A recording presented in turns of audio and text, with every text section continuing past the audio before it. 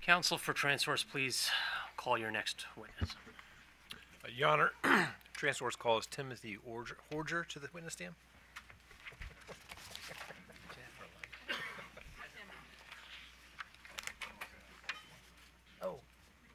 Oh, yeah, I'm sorry. I jumped the gun here. I think Baltimore Gas Electric is going to call a witness. Okay. Counsel for Baltimore Gas and Electric, please call your next witness. Good afternoon, Your Honor. We will call Al Alford to stand.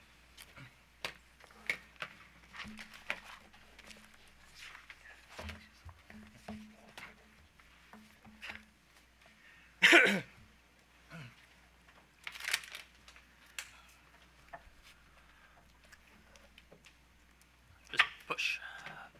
And please remain standing.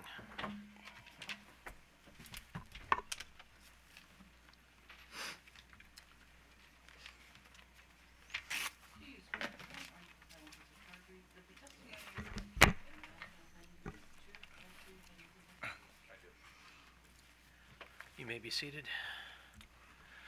Counsel. Thank you. Good afternoon, Mr. Alford. Can you state your full name and your business address for the record? Sure. Albert E. Alford, business with Baltimore Gas and Electric Company. Company address is 2900 Lord Baltimore Drive, Baltimore, Maryland, 21244. And Mr. Alford, what is your business title with Baltimore Gas and Electric? I'm a manager of project management in a large projects unit. And do you have before you a document entitled Settlement Testimony of Albert E.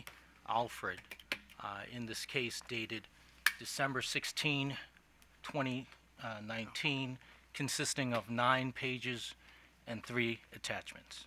Yes. Your Honor, I'd like to have this exhibit marked for identification purposes as BG Exhibit 1. So marked.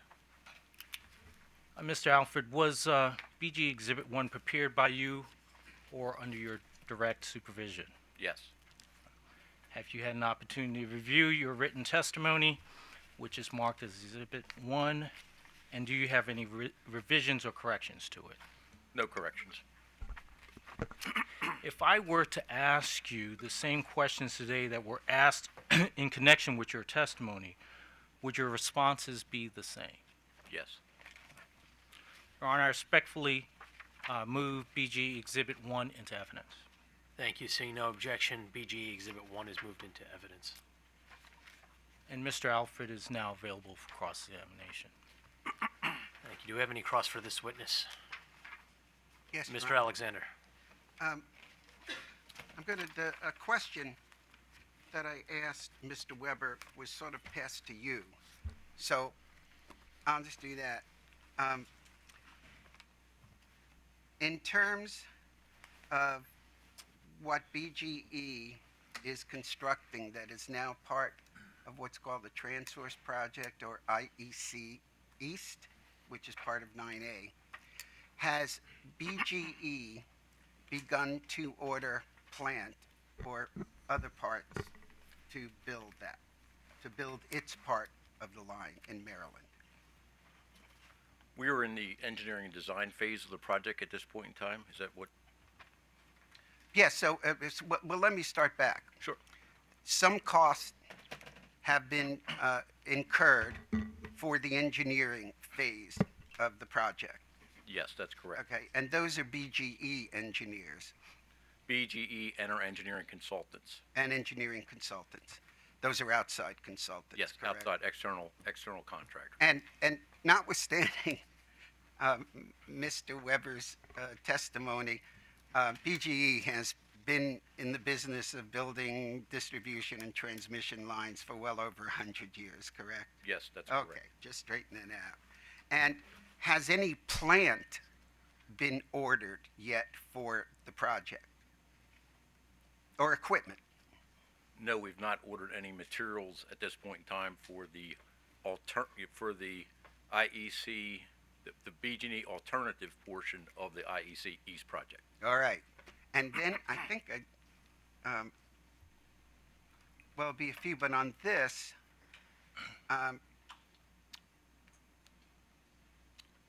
will you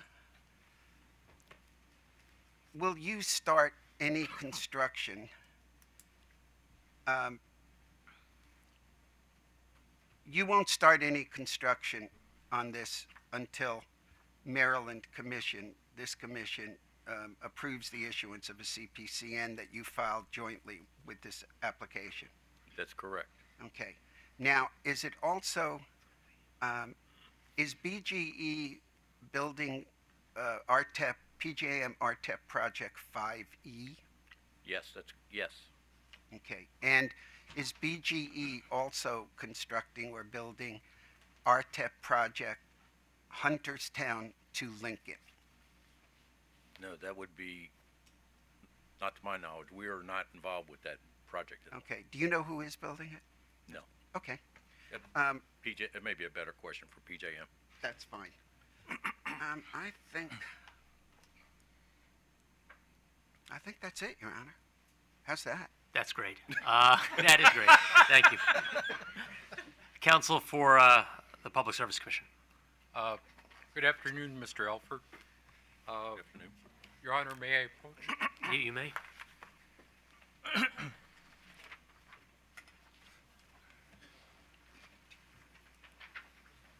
Thank you.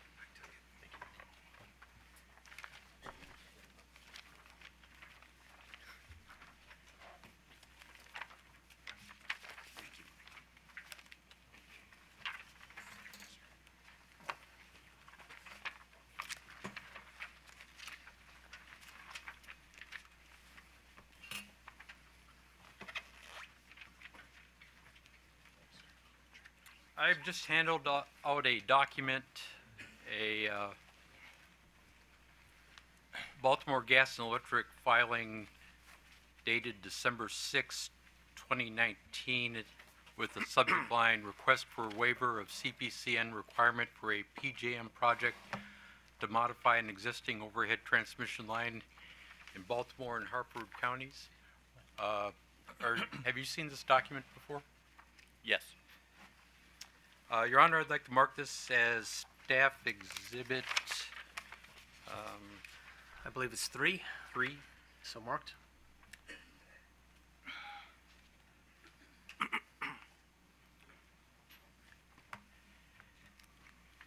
Is this document the request to construct the Market Efficiency Project 5E? Yes, it is.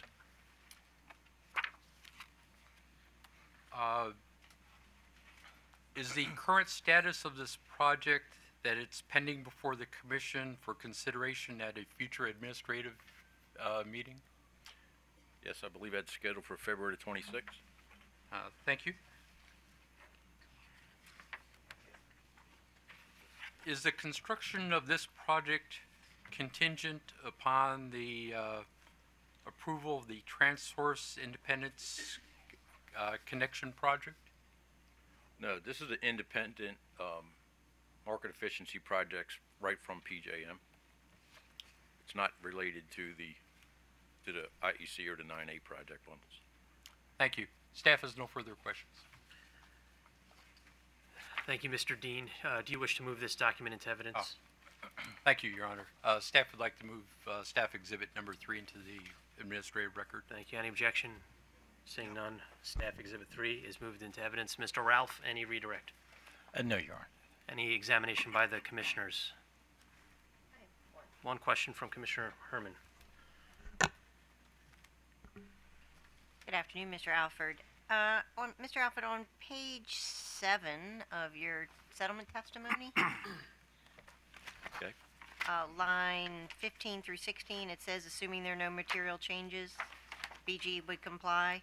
Just checking to make sure there were no material changes.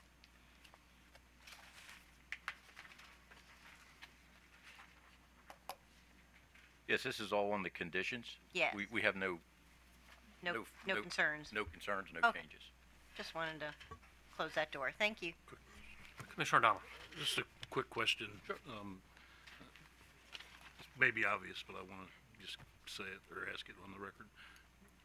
We meet every single requirement for a mandatory waiver for these projects. Is that correct? Is that my?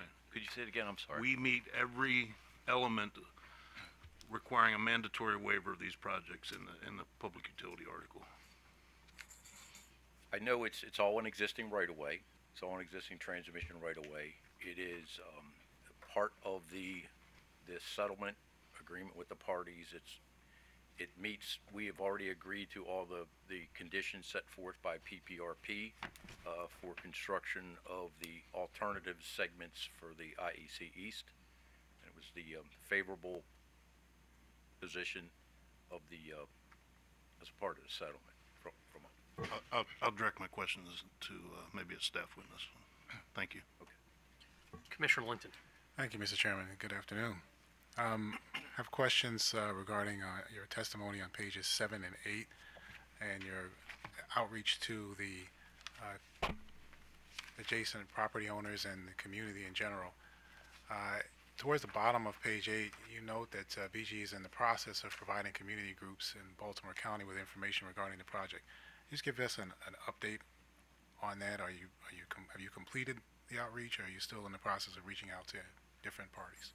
From BG&E standpoint, we will always have continuous outreaches through the life cycle of projects.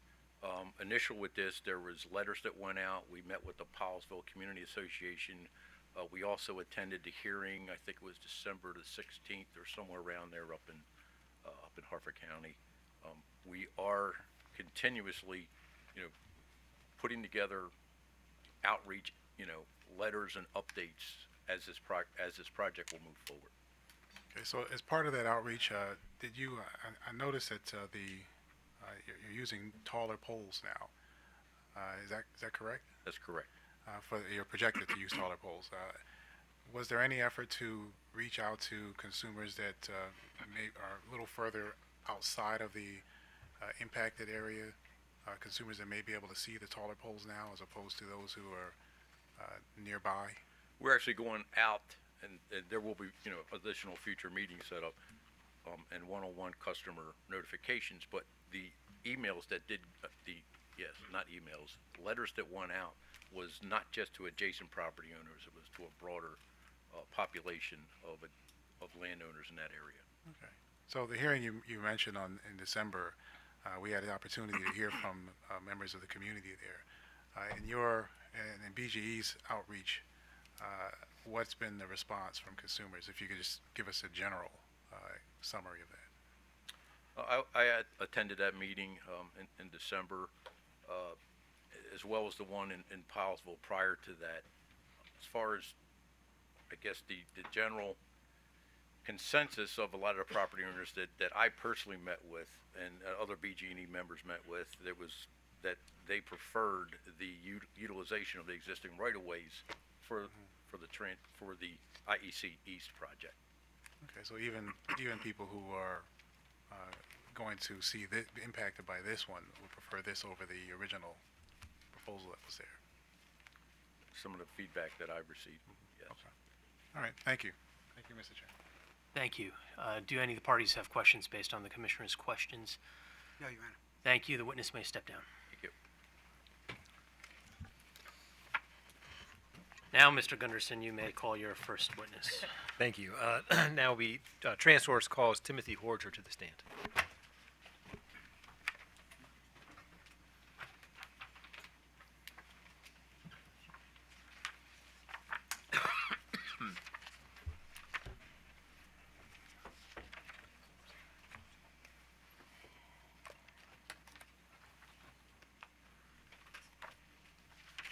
Do you swear and affirm under the penalty of perjury that the testimony that you give in the matter now pending is the truth, whole truth, and nothing but the truth? I do. Please be seated.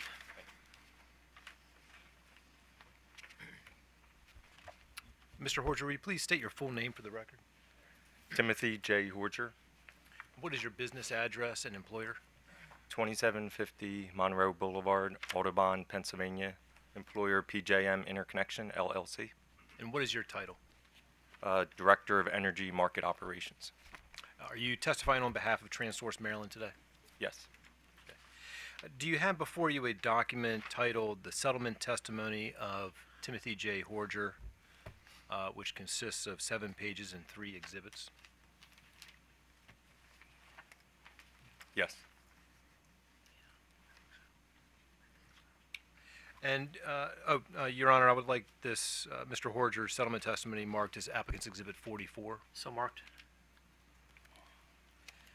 And do you also have before you a document titled The Reply Settlement Testimony of Timothy J. Horger, consisting of 8 pages and 0 exhibits? Yes.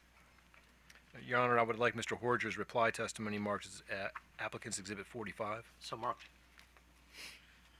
Were these testimonies prepared by you or under your supervision? Yes. Do you have any corrections to your testimony? I have one group of small corrections. Okay. On page 4 of my settlement testimony, there's 2 tables listed there. On column 2, on the first table, and column 3 on the first table, the letters NPV, we can cross those off. And then on the lower table, on columns 2 and column 3, the word present can also be removed. Okay. Do you have any other corrections or changes to your testimonies? No. If I asked you the same questions today that are contained in your settlement and reply settlement testimonies, would your answers be the same? Yes. And are the testimonies true and correct to the best of your information, knowledge, and belief? Yes. Your Honor, at this time, we ask that applicants' exhibits 44 and 45 be admitted into the record. Seeing no objection, 44 and 45 of Transource are moved into evidence. And Mr. Horger is now available for questioning. Thank you. Mr. Alexander. Okay, I'm going to distribute a packet of exhibits or potential exhibits. They won't be in order, but mine are, so we will not have the same confusion. I'm trying.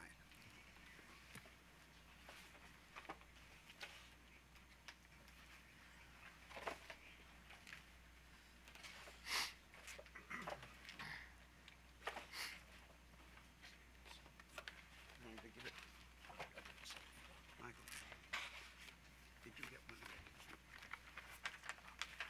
Is that 1 or 2? All right, 1.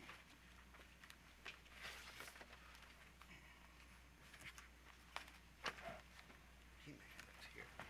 Keep moving. Yes.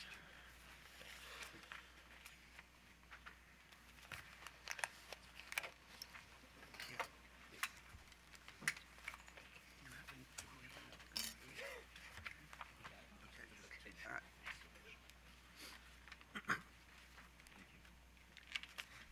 Mr. Alexander, I think the witness needs a copy. Oh. Yeah, that would be helpful. That's mine. Well, I need it. You can look here. Okay. Your Honor, may I approach the witness? You may. please? You may. Oh, wait. Court reporter is willing to give her a copy, perhaps? We'll get Oh. you another one. Okay. Okay. Thank you. Madam Court reporter, if you could approach. Mr. Alexander, you could stay where you are. Okay. Good. Trying. Okay. Thanks, Linda.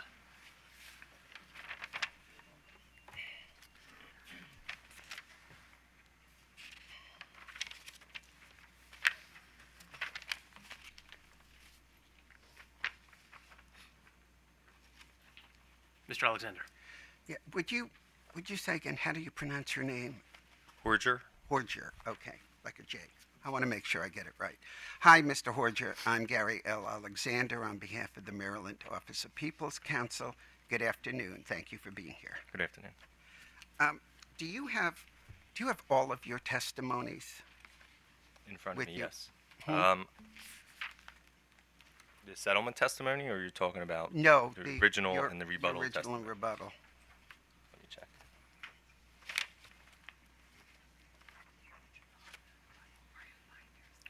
Your Honor, may we approach?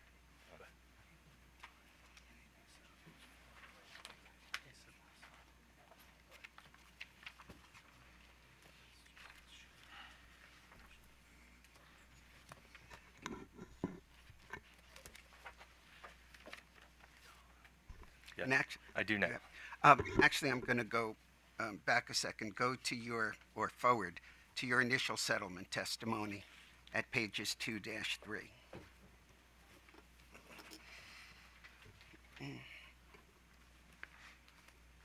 And the question is, since the time of PJM's rebuttal testimony and the June 2019 evidentiary style hearings, has PJM conducted any updated market efficiency analyses on the IEC East project, inclusive of the alternative IEC East portion that is the subject of the settlement? Do you see that? Yes, Okay, and did I read it correctly? yes. And the basic thing is that PJM conducted a mid-cycle, and when was that? And testimony says July of this year. Okay. July of 2019 it would have been. And it's an update to PJM's market efficiency base case, correct? That's right. And it says to confirm that the IEC project, inclusive of the alternative IEC East portion, continues to meet PJM's market efficiency planning needs.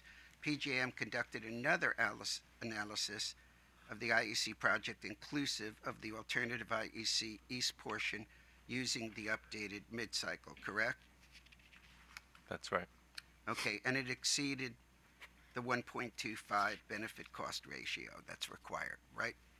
Yes. Okay, and could you explain briefly, but in perhaps understandable language rather than electric engineering, can you explain what in PJM, what a base case is? Yes. So from the market efficiency analysis, in order to conduct that analysis, we first need to develop what we classify as a base case. The base case would include all the assumptions that are included in the model, our base model, which would include the configuration of the network topology that would be, what the gas prices would be, the load forecast, the modeling of generation, the load forecasts from one period into the future. So it includes basically all the data that's included in the model. Okay, and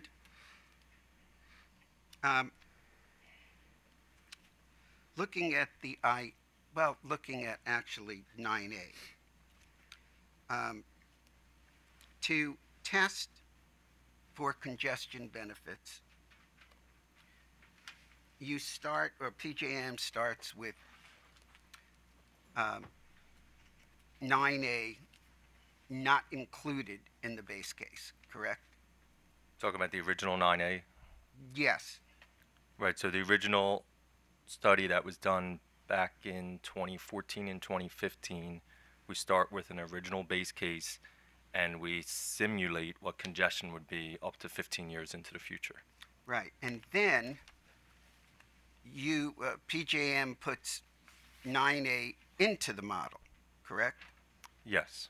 Okay, and then PJM, and I realize congestion is not exactly calculated this way, so if you want to fill in a detail, I'm not meaning to misconstrue, but what you do is then, what PJM does essentially is to compare the congestion of the base case without 9A and compare the congestion of the base case with 9A included, and looks at, does 9A benefit, attain a benefit of all the model that exceeds 1.25 of the cost-benefit ratio. And if I've said it wrong, please correct me. So the actual benefit to cost ratio test is not purely measuring congestion. The benefit portion of the benefit cost test is measuring the net load payment savings by transmission zone. Okay, but is that basically sort of it? Let me say it this way, you're comparing the two. Yes, but it's not direct comparison of congestion as you I'm sorry. lied. All right. And as you just says, it changes. At page 4, you talk about the NPV. That's Nancy, Peter, and Victor. Millions of BGE/PPL validated costs, parenthesis, without the 25% cost margin, end parenthesis, correct? That was just corrected on the testimony that I removed the NPV part from that table. Oh.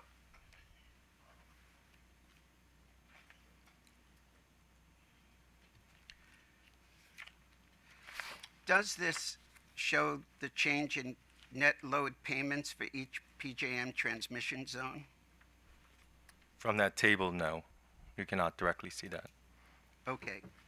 So what is the table's importance now?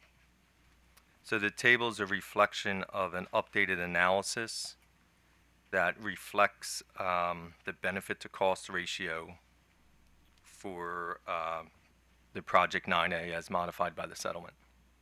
And the top table includes, based on the cost of $478.48 million, and then the column to the right is including a 25% cost adder. Okay, thank you. Can you give me his testimony?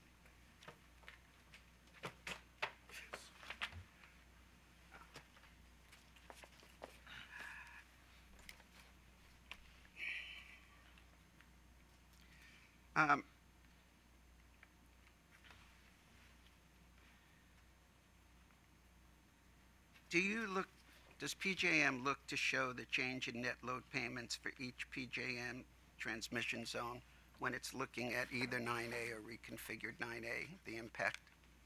That's part of the benefit calculation. Okay. And can you briefly explain what a net load payment is? Yes. So net load payment is taking the gross load payments. Maybe I should explain that too. Gross load payments would be the LMP price times the load megawatts, or the amount of demand that's being served for a specific transmission zone. So that's the gross load payments. And we take those gross load payments, we subtract out the congestion rights, the financial transmission rights value from that, because the financial transmission rights actually is a credit that goes back to each transmission zone or the load serving entities. So that gets removed out of the benefit calculation to get the net load payments. Now, for the sanity of anybody here, I'm not going to ask you about financial transmission rights and how they're calculated. Not doing it. But what I would like to ask you just simply is LMP, which is L as in Larry, M as in Mary, and P as in Paul. LMP is locational marginal pricing? Yes. Okay, and can you again briefly explain what LMP is and its relationship to calculating congestion for the purpose of evaluating market efficiency RTEP projects? Calculating the net load payments or congestion? Oh. Because the benefit cost calculation, as I mentioned earlier, is based on the net NLP. load payments. Huh? I'm sorry. It's based on the net load payments. So I'm going to change the question to NLPs rather than congestion. Okay. So in a regional market, we have nodal pricing where at every generator location, zonal load location, some aggregate locations, we calculate a price, an LMP price. So it's dollars per megawatt hour is the price. So across the entire system, we have a price designated for every part of the system. If there's no congestion on the system, everyone pays the marginal price of energy, which would be just stacking up the bids that were submitted into the market till you get to the price where that's the marginal system price of energy. As you have congestion on the system, you're going to have some prices that may be different between one area and another, similar to this project where you have some prices that are lower in the northern part of Pennsylvania, and then on the other side of the project, the prices are going to be higher because it costs more money to deliver the energy from the north to the south portion. Thank you.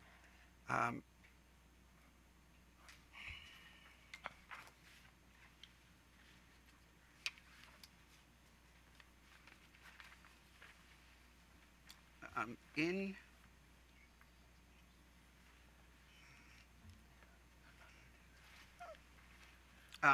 if you go to your settlement reply testimony at page 5,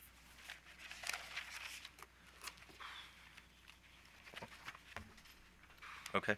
the question is, in your rebuttal testimony at pages 36, 37 in live rejoinder, you describe numerous benefits of the IEC project that are now not accounted for in PJM's benefit to cost ratio. Does the settlement allow the IEC project, inclusive of the alternative IEC East portion, to continue to realize these additional benefits? And you said you responded yes, affirmatively, correct? That's correct. Okay, so I would like to take you to, there is a 2-page part of the exhibits, package of exhibits that say on the right, Exhibit T as in Tom, J as in July, H as in Harry, page 24 of 33 on the right. Do you see that? And it's yellowed on the first page. Just so you know, this is what it looks like. Mr. Alexander, you promised these would be in order. This is the 4th document in your package. Oh, I said it's order from me. Oh, Yeah. okay. At least I'm not fumbling. Did you find? Yes, I did. Okay, and Your Honor, I'm not gonna. Should I mark it as ID? Obviously, it's been introduced as testimony already. Should I just ID it for the record? I'm not going to introduce it. Just ID it for the record. We don't need to mark it. Okay, so this would be ID. Okay, so this would be OPC Exhibit 19. And if you could just mark it for ID. Now, Mr. Horger, this is the applicant Exhibit 12, which is Mr. McGlynn's testimony, a part of it that you adopted, correct? Yes. Okay, so if you go to look at where the yellow is, and it says, please describe the congestion problem PJM sought to address through its 2014-2015 long-term proposal window. And that's the proposal window that we've been talking about all along, correct? That's the proposal winner in which we recommended the 9A project. Yes. Okay, and it said, it describes what the AP South reactive interface is, and it says the primary goal of the proposal window was to solicit proposals to reduce congestion on the AP South reactive interface, which is one of the most historical congested flow gates in PJM, correct? That's one of the goals, but the first sentence also says that the long-term window, among other things, is looking at congestion on the AP South reactive interface. So there's other constraints besides AP South. But they're not the primary goal. The primary goal is specific. Well, I'm just quoting what it says here. Right, but the proposal window, yes, that was the main congestion, that specific element, but that congestion consists of AP South and related constraints that have been identified in my rebuttal testimony. Okay, and so we're going to get to those. Okay. So, Your Honor, I'm going to object to this point. He seems to be, Mr. Alexander seems to be rehashing things that were discussed in the June hearings. I thought, this hearing is for the settlement, not to rehash or relitigate old issues. He does have a purpose, and your examination should be within the scope of the settlement testimony or Mr. Horger's reply testimony. Thank you. Now, if you go to the next page, at line 6, you testified specifically for the AP South reactive interface. If the sum of the flow on the 4 500 kV lines that make up the interface exceeds calculated limits, it can result in low voltages and even potential low voltages. In operations, PJM determines the AP South reactive interface limits based on system conditions. Did I read that right? Your Honor, again, I'm going to object to the continued questioning of Mr. Horger on testimony that was filed almost a year ago. Mr. Alexander, where are you going on the I'm witness- going on that the purpose, and this is really important, the purpose of this line has mutated into something because AP South is so limited at 10 or 20 million from the 480 million that it started, that the position of Transource now is that the purpose of it is spread through 12, I think, different interfaces, and yet the purpose, and this is what I'll prove with standing, is throughout the entire time until recently, the primary purpose was the AP South, and right now, with the AP South being only 3% of the congestion at somewhere between $10 million and $20 million, this line is like an elephant stepping on a fly. Not exactly sure what that means, Mr. Alexander. I don't know either. And Your Honor, that entire argument was addressed in Mr. Horger's rebuttal testimony that was filed in May, and it was available for cross-examination at the June hearing on it. Your Honor, that was way before this settlement, and there was no proposal by the applicant for the reconfigured 9A. We left that hearing with the only thing in consideration before this commission from the applicant's standpoint was 9A. It was discussed, the reconfigured. There was no move by the applicant to modify or file an amended complaint. They then came up because they Okay, got... Mr. Alexander, I'm going to give you a little latitude to attempt to impeach this witness with these statements, but not much. So let's focus on this statement on paragraph 24, and then we'll move on.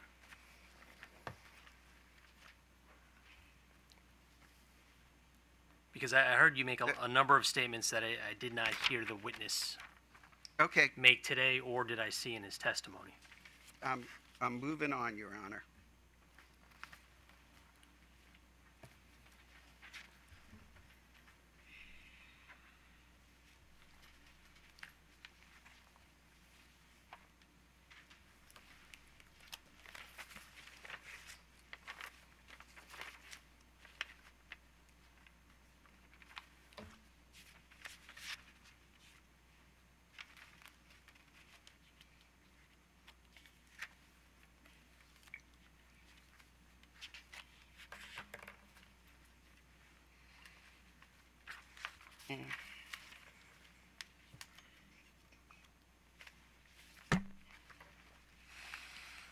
Your Honor, in that packet is thing that says case number 9471, Horger Rebuttal, Exhibit TJH R6, 17 pages. It's a PJM white paper from November 2018, and it says Transource Independent Energy Energy Connection Market Efficiency. We're not going through this entire document, Your Honor.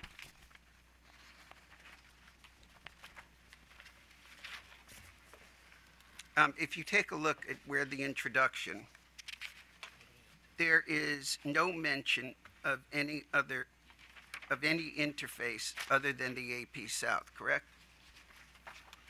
Where are you referencing? I'm sorry, introduction, first paragraph. Page 2.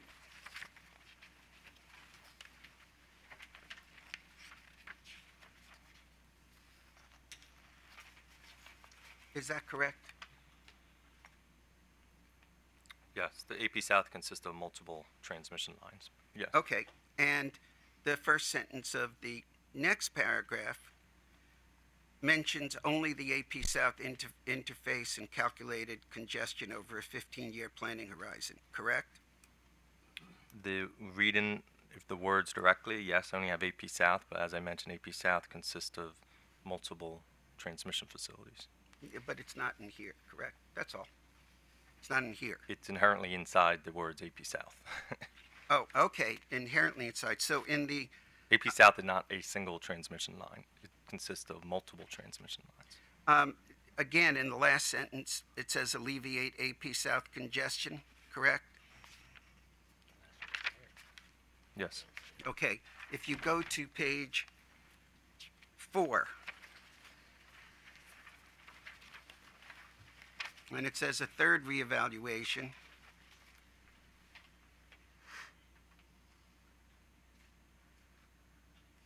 I'm sorry, you can skip that.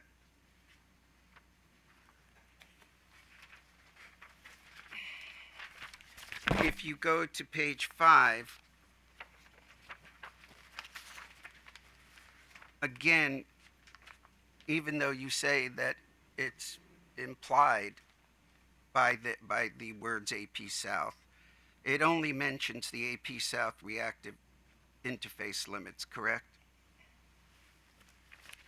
It also mentions interchange with adjoining systems. There's other written words there, but AP South is yes, listed there. It says AP South reactive limit interface limits, transmission topology, interchange with adjoining systems, natural gas and other fuel price forecasts, emission forecasts, and interconnection generation status. Okay, and if you go to page 7, in under Roman numeral 4 background initial evaluations, if you look at the first sentence, the only interface mentioned is AP South interface congestion, correct?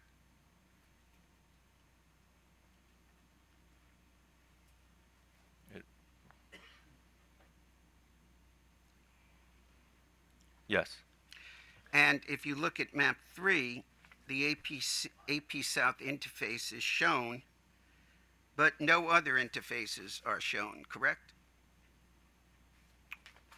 Map 3 only shows the AP South interface. Yes. Okay. And then finally, I think, well, it's going to be pages 8 and 9. That'll be it.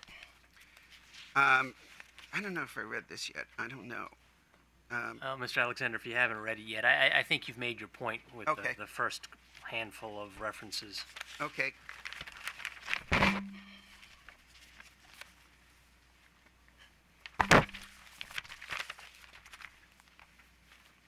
Okay, Your Honor, I'll ID this as OPC Exhibit 20. 20, but again, it's in the record already, so I'm not going to move again for it to be admitted.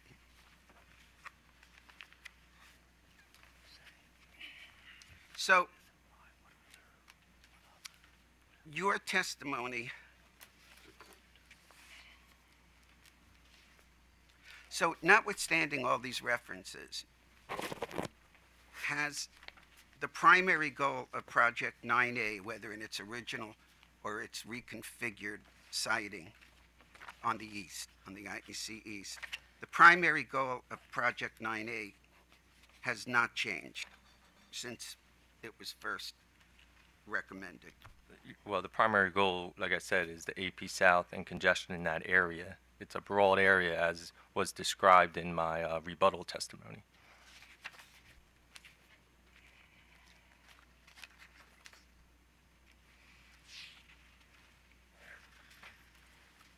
Now,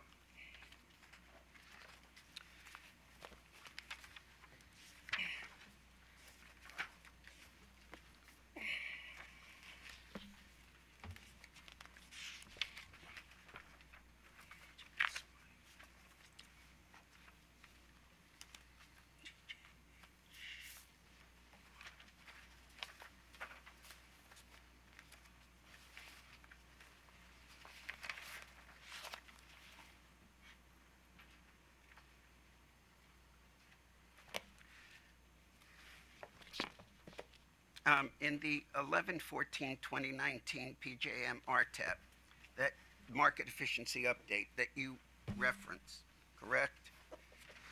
Where are you referring to? What? Oh, the PJM slides at 13 of 31 of the November 14th, 2019 PJM RTEP update. And it is it's in the packet, and it says Exhibit TJH-S1. You see that? I hope it's there. This is Mr. Horder's settlement testimony, tab 1. Slideshow from PJM. Yes, Your Honor. No. And if you go to page, are you there? I'm sorry. No. Yes. Okay, so if you go to page, now, when, this is a market efficiency update from TEAC, November 14, 2019. Just make the record clear, TEAC, TEAC stands for Transmission Expansion Advisory Committee, correct? Yes. And what is the PJM TEAC, again in brief? That's a PJM stakeholder group that specifically to my area is where we review the market efficiency analysis, results of market efficiency analysis, the whole process, the window that we have. And what's the relationship between the TEAC and the Regional Transmission Expansion Plan? Is that RTEP? So the RTEP process is incorporated within the TEAC and the market efficiency analysis. So the RTEP market efficiency analysis is part of the RTEP process.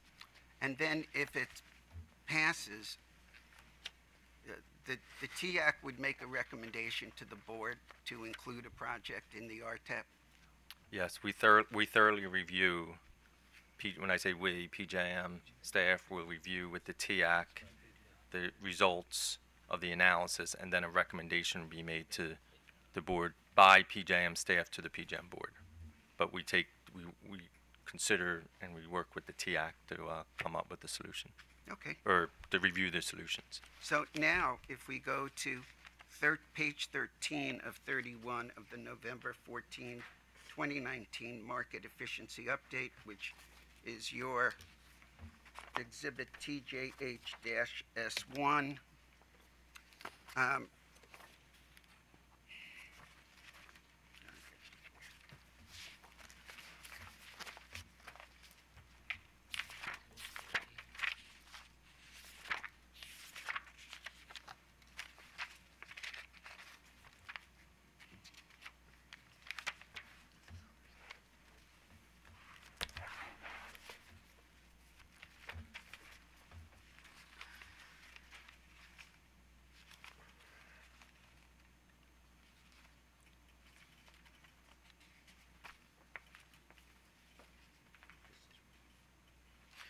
If you look there, it says HL, H is in Harry, L is in Larry, _622, which is rebuild the Hunterstown-Lincoln 115 kV line that was going to be recommended and ultimately was recommended to the PJM board to be included in RTEP, correct?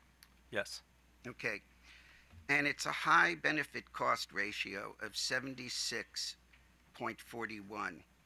Can you say what to what that boils down to? I mean, if it's 1.25 for every dollar that's spent by a zone, they're supposed to get back at least $1.25 over the course of 15 years, correct? 1.25, I mean, the benefits would outweigh the cost by at least 25% Okay. over the 15-year period. Of the So project. what would you say 76.41 is? You asked me to do the math on that, so. Well, no, you don't. I'm sorry if you can't do it. Not exactly. I'm just trying to get, is that equivalent to like 2 or 3 or 4 or 5 or somewhere? It's over I'm not 7. gonna. You don't have to do the math, Okay. Mr. Horder. It's- Don't do the math. But it's a high. It's a high benefit cost ratio, correct? Yes, I would consider 76 high. Okay. And it's a very, as this indicates, low cost of 7.21 million, correct? Yes. And it fully addresses the target congestion driver on the Hunterstown Lincoln 115 kV, right? Yes. And no reliability violations were identified, Correct. correct? And the estimated in-service date is June 2023, correct? I Approximately. don't have that offhand, to be honest with you. I would have to. Okay. It's in the answer. It looks to- like it is in the previous page. Yes, 2023 is the expected in-service date. Okay, now if you go to your S1, where we are at pages 18 to 19, and this is your initial settlement direct. Okay? This now mentions 5E, an RTEP project 5E, correct? Yes. And can you state from where 5E will originate and where 5E will terminate, or vice versa? I believe there's no description of the project in here, so I don't want to. Okay. On the next page is on page 19. Mm-hmm. There's a dotted line that represents where Project 5E, Conestone to Greyston to Bagley to Raphael. So it terminates at Raphael, right? According to this graph, I would have to confirm. Yes, of course. There's also on page 20 more details of Okay. the project too. So at pages 24 to 31, you say that, the report says that PJM assessed the IEC project, Transource 9A, inclusive of the alternative IC East portion. And that has the latest in-service cost of about 496 million, correct? Yes. And the benefits of 844.81 million, correct? Yes. And a benefit cost ratio of 1.60, Yes. and it satisfied all the PJM reliability criteria, correct? Yes. Now I'd like you to go to TJH S2 at 5 of 10. And what it,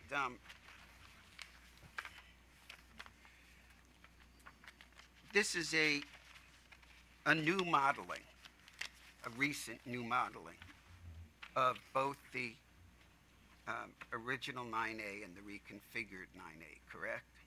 Yeah, this was part of a way to do a collaborative overview of the entire area and the projects that were currently either approved or we're going to be recommended to do a holistic view of them as a group to make sure that we're getting the benefits from the project as a collective whole. Okay, so which of these, when PGM did this modeling, which lines were in the base case? So in this analysis that we're talking about on page 5, we did it two ways. The first way, we took Project 9A, Project 5E, and Project Hunterstown Lincoln. They were not in the base case. So then we run a base case, and then we run the case with these three projects included. And then we did the same thing using alternative Project 9A versus Project 9A. And they both passed with this model. Yes. Okay, so PJM did not do a model of just 5E and Hunterstown Lincoln, taking out 9A and then putting it in. No, that wouldn't be a model that would be even a valid model, because 9A is the base project. And you think about in our RTEP process, we're constantly putting projects one after another. So Project 9A, which was originally recommended to the board back in 2014-15 cycle, since then we've had many projects approved after that. So I kind of think of it as Project 9A is the base project, almost like a building of a house. That's the foundation. So we would never remove 9A and keep these two projects, 5E and HL, in there if they were going to have a big, because they have a big impact. They're all kind of interrelated. So we have to look at it as a holistic view, and as we do those studies. So that's why we did not do that. Give me 1 second.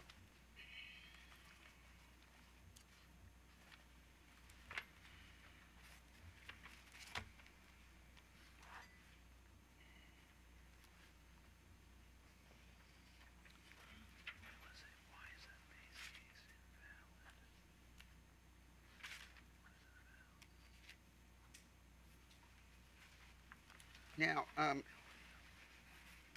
related facilities to either configuration of IEC East would be AEP Dom, Safe Harbor to Grayston, and Peach Bottom to Conestone, correct?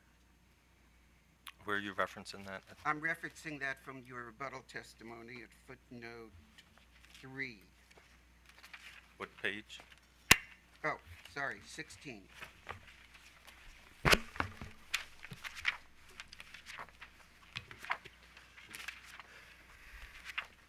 Yeah, so at the time we were looking at, when we were looking at the holistic view of congestion and in that area, those were facilities related to AP South that are also impacted by the project. Okay, and I'm looking. Now, Your Honor, if you'll just bear with me for a second, I'm looking for a footnote.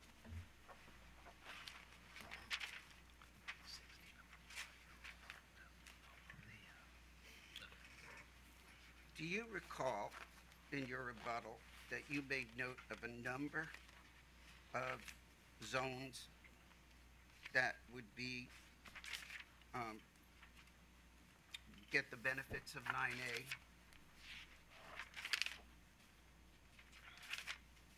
There are multiple zones that benefit from it, yes, but Okay, and I'm looking for that footnote.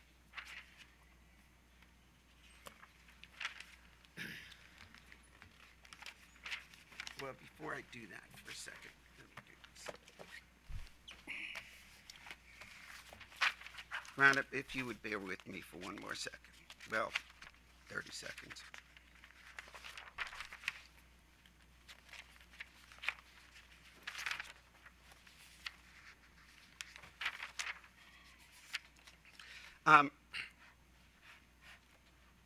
On page 16, footnote 3 of your rebuttal testimony is what I have it as.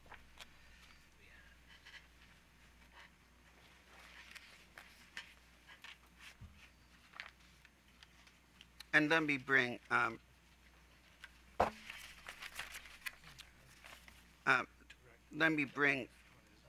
this in context. Mr. Weber testified that in your testimony, along with Mr. Hurling's and Ms. Tierney's, in support of the application, the IEC project brings significant benefits to the state of Maryland and the surrounding regions. And they point to your footnote in 2604, where you say that the surrounding region includes AEP, APS, BGE, DAY, DOM, EKPC, OVEC, and PEPCO zones, correct? where are you referring to? I You said thought it was- 2604, I don't know what thought that it is. was the thing that was referred to was page 16, footnote 3 of your rebuttal. That was it, but That's the related facilities impacting congestion in that Yeah. area. yeah. You're talking about transmission zones, what you just mentioned before. Oh, okay. Well, are these the transmission zones that 9A will have? an No, these are impact on? transmission facilities, actual physical transmission lines. Okay, so these are not zones. No. Okay, so let me back off then, and let me ask you, is the primary purpose of the reconfigured 9A to reduce congestion on AP South? So you say reconfigured 9A. So I'll take a step back. The primary purpose of the project 9A is to relieve the congestion drivers in that area, which include AP South and related congestion. And then that's where we do the benefit to cost test. You're referring to the primary thing of alternative 9A, which there's other factors involved in that project because you're taking more societal benefits, you're trying to go in the right of way. It's not necessarily the perfect from a performance perspective. It's not maybe as good as 9A, but it does provide the benefits overall from a settlement perspective. And you said that from a performance perspective, it wasn't good because the as they are now calculated, I didn't say it wasn't good. no, I'm sorry. I withdraw the question. That the benefit cost ratio is less for the reconfigured line is less than the original 9A configuration. From a purely benefit to cost calculation, Yes. the benefit cost ratio is higher for project 9A than it is alternative. But there's many other, obviously, the reason why we have the settlement agreement and the alternative east portion is because of the benefits from a societal type benefit. And Okay. that's why we are here today. Thank you.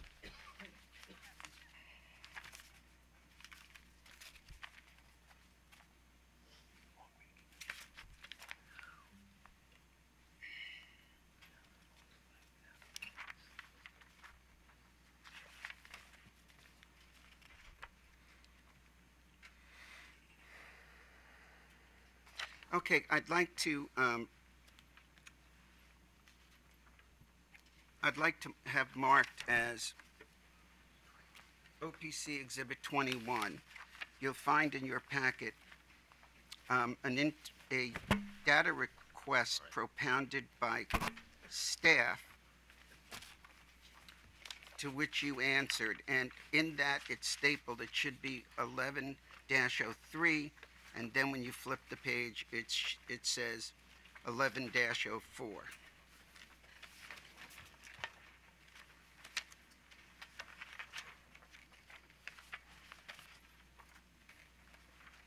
Tell me if you've got that. I hope so. Yes, I have this.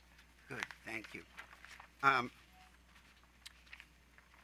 On 11-03, there are certain zones listed, and then the NLP, NPV in dollars, and the percentage of cost allocation. And this is said that PJM anticipates that the cost for the reconfigured Project 9A would be assigned by zone as follows. Is that correct? That's what we said, yes. Yes. So if you look at the NLP NPV $, what does that mean? So NLP stands for net load payments. That's what I described earlier. It would be the gross load payments minus the financial transmission rights rebate. And then NP is the net present value over 15 years of the project. So so PJM looks at the cost going forward at the total cost of 15 years, then brings it back to present value. Correct. Okay, and do you know what interest rate that present value is based on? I don't know offhand what it was, but it's based on, we have a carrying charge rate, and we have the financial assumptions that are approved through the TIAC, Okay, and it was based on those. I don't know those numbers offhand. that's fine. Thank you. Now, this question asked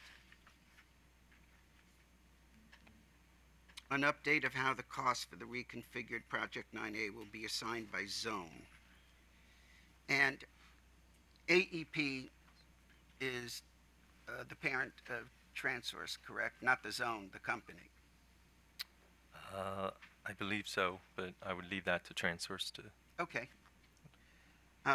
APS is AP South? And it's Allegheny Power. South. That's the one we've been talking about, AP South, right? No, this is a No, this is a zone. different one. AP South here is listed as the transmission zone.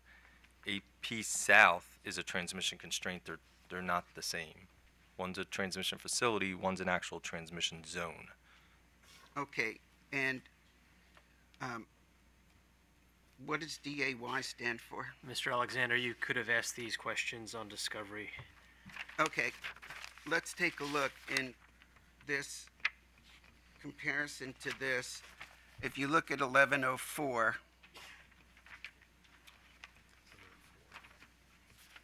which asked about the Delmarva Power and Light Zone, they are going to get a net load payment increase of $59.45 million, correct? For DPL zone, Delmarva Power and Light, yes. Yes, I'm sorry, Delmarva Power and Light Zone, correct? And to your knowledge, is the DPL zone, in terms of its ratepayers, is it much smaller than BGE, if you know? I don't know that answer. Okay. So you don't know that it's a much smaller. I don't know as far as payers, whether it's Oh. smaller or not. The zone itself is much smaller than BGE's, correct? Or not? I don't know what from a load perspective wise, I don't know the difference. Okay. Your Honor, I'd like to have this moved into evidence. Oh, I should ask, this was sponsored by you, correct? Yes. And is it accurate to date? Well, like it's mentioned here, these are the anticipated cost allocations. Yes. So it's not as the it- final cost allocations. Right. I don't, I'm just saying, whatever it says here, did you want to modify it? no. Okay. So, Your Honor, I'd like to move this into evidence. We'll mark this as OPC exhibit number 21. Any objections? Seeing none, OPC 21 is moved into evidence. Okay, and then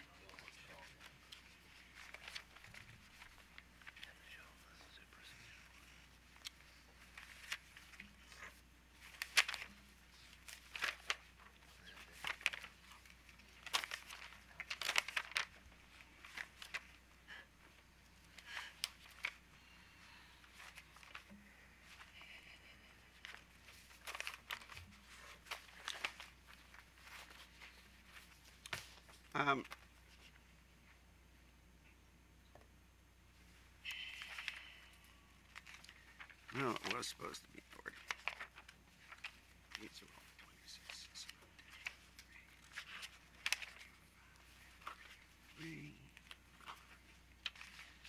Begging your patience, Your Honor. Are you familiar? No, I'll let this be for now. Is there, do you have an OPC DR 26-01? Should have a paper clip on it along with a few others. Yes. Okay, and this DR, which is related to Exhibit B to the proposed settlement agreement, on B it provided a net present value of 15-year net load payment reductions by zone. And this DR asked the net present value of 15-year net load payment increases by zone for the project.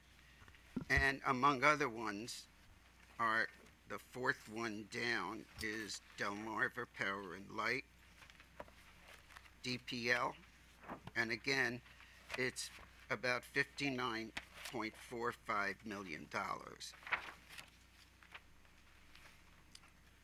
Correct?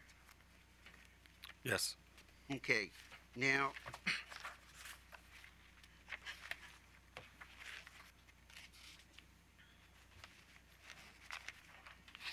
okay, in that packet,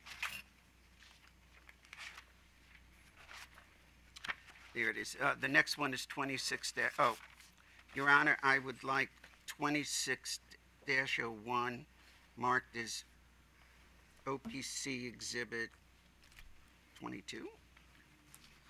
21. 21. You're right, Mr. Alexander, 22. It happens that I'm right occasionally. Occasionally. Not much.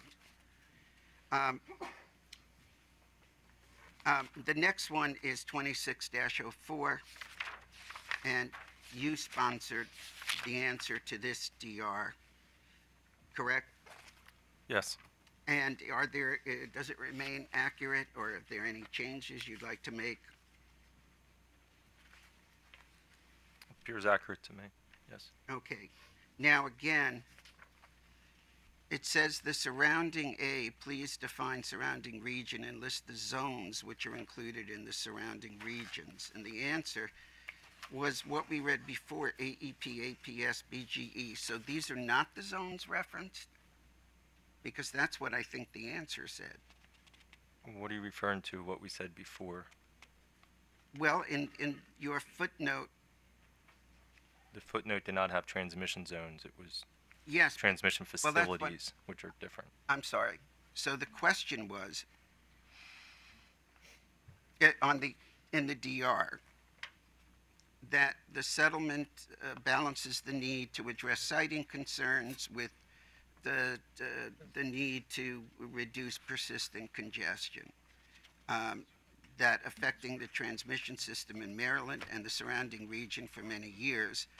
And in your answer, the question A was, please define the surrounding region noted above and list the zones which are included in that surrounding region. So, and your answer to A was AEP, APS, BGE, DAY, DOM, EKPC, OVEC, and PEPCO zones. So, are you saying these are not the zones that are the surrounding region? I don't mean, but I'm a little lost. That's all. I think you're confusing me more than anything. The zones, yes, these are the zones, but they're not the ones that are referenced in my footnote. My footnote that you were referring to did not even have any zones listed. It was transmission facilities. Okay, so let's just skip to this answer, if Okay. we may. Yes, these are the zones. All right. So these are the zones that are the surrounding regions for reconfigured Project 9A. These are the zones in the area that we can see that would, based on the answer, would be the surrounding regions, yes. Well, that will benefit from the reconfigured Project 9A, correct? They were benefit, yes. Okay. So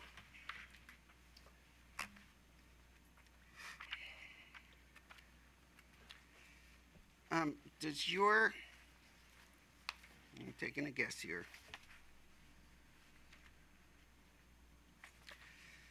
Does your packet have a PJM load forecast with a map from January 2020? Yes. Okay. And, Your Honor, I'd like to have this as OPC Exhibit 23. So marked. Okay. And, Mr. Horger, do you recognize this map? Yes. Okay, and does it reflect the different color parts? What do those colors represent? They represent different transmission zones within PJM, Okay, or areas within PJM in which we would actually, that are, I guess, referenced in this report, because there are some subzones here, it looks like. yes, okay, so can you point generally north, south, middle, east, west? I think it's the purple where AEP is. Correct? Yeah, It's like AP the purple. is western, north, and south. Right. Anywhere where it says AEP. Okay, and APS, is that AP South or? No, that's the That's transmission Monaco. zone. That's not the transmission Right. facilities. Okay, so that's I can never pronounce this, Monongahela Power is part of APS? It's part of it. So And is Western Pennsylvania is part of APS?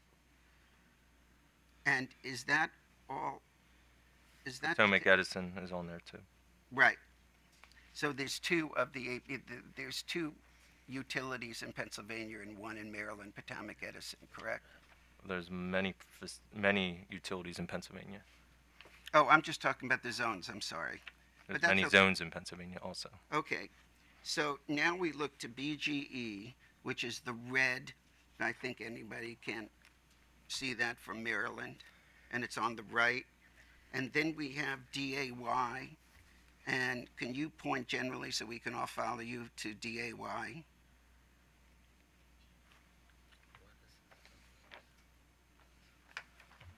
You want to? If it's on here. Well, I think everyone can see it. Dayton's right listed there. Okay, it's Dayton. It's on the left Yeah, of that's okay. western side of Ohio. Right. And Dom is Dominion? Yes. Okay, and that's in Virginia, right? Mainly in Virginia, yes. Mr. Alexander, where are we going with this geography lesson? Well, I'm going to make that point, Your Honor.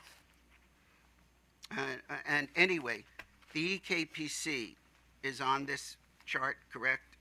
Yes. And what does EKPC stand for? Eastern Kentucky Power. Okay. And the next one is OVEC. What does that stand for? OVEC, Ohio Valley Electric Corporation, I think. And then there's a PEPCO zone, which everybody knows. So I don't think I'm going to ask you about any questions on the attachment. So is it your testimony that the reconfigured 9A is its primary purpose is to reduce congestion on the interface of AP South? AP South and related area. Like I said, AP South is not a single, it's an area we're referring to as far as it consists of multiple transmission lines. But as mentioned in my direct testimony and the data request that you're providing to me, that there's multiple facilities in that area. Oh, and Your Honor, did I introduce 2604 or identify it? You identified it. They were clipped together with 2601 and marked as OPC Exhibit 22. Okay, can I move all those into evidence? Any objection? OPC Exhibit 22, which is 2 data responses, are moved into evidence. Are you making the same request of the map? Yes, Your Honor. Any objection? OPC 23 is moved into evidence. Your Honor, is he only marking the first page, the map, and not the rest of the exhibit? Oh, you can, the rest of the pages can go in, it doesn't matter to me. Well, I would object to the rest of the pages going in. Okay, well then just mark the map. Just the map. I think you said you didn't need the rest of the Correct. documentation here. Okay, so do you have an OPC DR 30-03?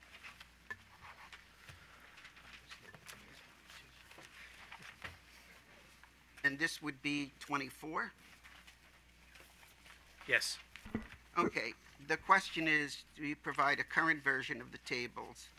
In the company's response to OPC DR 20-03, providing the amounts by utility zone billed by Transource Maryland and Transource Pennsylvania for the respective portions of Project 9A. Did I read that correctly?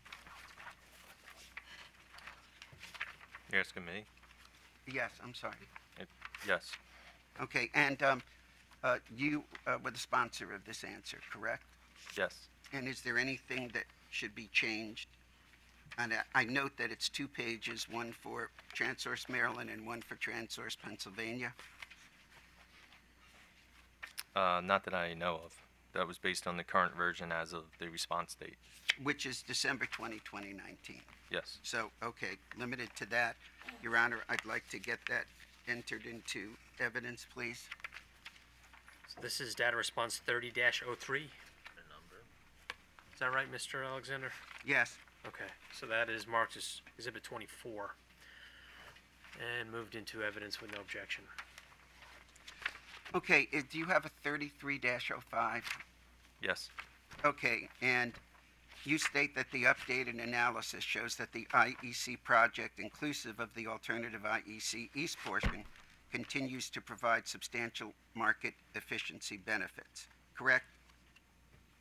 Yes. And the question was, would the original IEC East portion of Project 9A that was filed in this case have less, the same, or more benefits than the alternative IEC East portion? And the response is generally that PJM has not evaluated the PJM has only evaluated the full 9A, which includes the IEC and IEC West, and PJM has not broken it down. Yes, correct? because the projects consist of a western and the eastern portion, where we wouldn't break that up and just study one portion in isolation for the benefit cost ratio. Are we up to 25 yet? We are. Okay, so I'd like to have this marked as OPC Exhibit 25, and I'd like it to be moved into evidence, please. Seeing no objection, OPC Exhibit 25 is moved into evidence. Okay. I don't need that. Don't need that. Okay, don't need that. -3, don't need that. Don't need that. Okay, and just, well, to update, do you have 29-10 that was co-sponsored by you and Mr. Hurley? It's a one-pager. There it is. And I think think that A is Mr. Hurling, but perhaps you can answer it. This is, and I'd like this ID'd at OPC 26. So marked. Was it in the packet you gave me? It's a one-pager with a little spot on it. Okay, now, Witness is still I'm looking still for looking it. for it. oh, I'm sorry. Might be towards the end.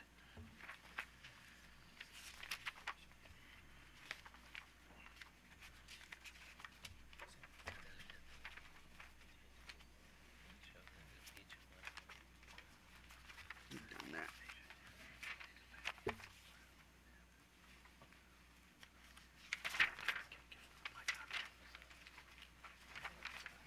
You did the white paper. Okay, that's done. I have it now, thank you. Oh, you're welcome. So this was January 31, 2020, and it says in answer to Exhibit A, PJM has not determined whether PJM is making any adjustments to the cost allocations. Now, I thought I recalled something even more outdated in a response that PJM has determined that it is not making any adjustments to the cost allocations for the settlement agreement. Could you tell me if I'm wrong about that, or if it needs to be updated, or? Yeah, based on the update, I think it was an updated data request potentially, but yes, the cost allocation based on the legal interpretation, and not my legal interpretation, would remain the same as what was originally Okay. figured for the Mr. Alexander, is the copy that the copy you handed me has the supplemental response? It does? Oh, then I missed it. Right here. But, May I Yes. approach the witness to see what? You may see what he's holding in his hand. yes, it's the same thing with a supplemental response, Your Honor, and that would be fine with me. Yes, okay, yeah. All right, we're on the same page. Mr. Alexander, your next question. Okay, now, there's a little bit of a stapled packet of OPC DR 39, starting with 39-01.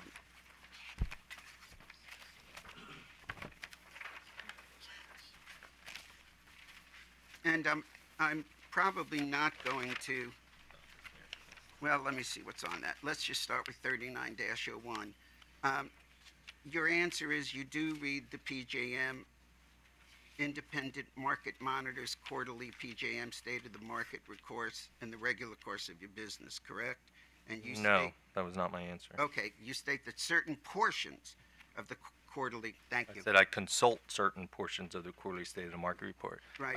I can honestly say I've never read the full state of the market report, which is hundreds of thousands of pages. Mr. Horger, I don't know one human being other than Joe Bowring who has managed to get through even a part of that without falling asleep.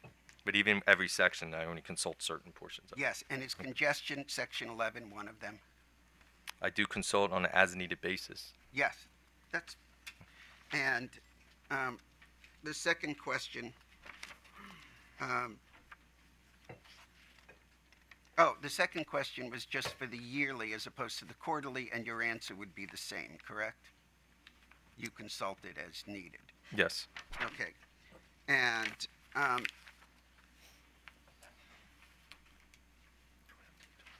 the answer to number C, since they're basically in the positive, it doesn't really matter. You say for use and a reference in your pre-filed written testimonies, you consulted certain portions of the market monitor's reports. Is that Yes. right? Yes. Okay. We're going to stick, well,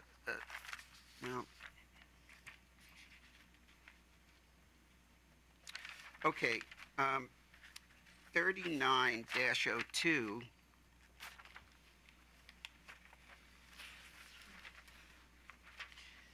with regard to the table on page 5 of your pre-filed settlement reply testimony, please explain what is meant by the title of the last vertical column, percent of total PJM congestion course. And you say that it's taken from the third quarter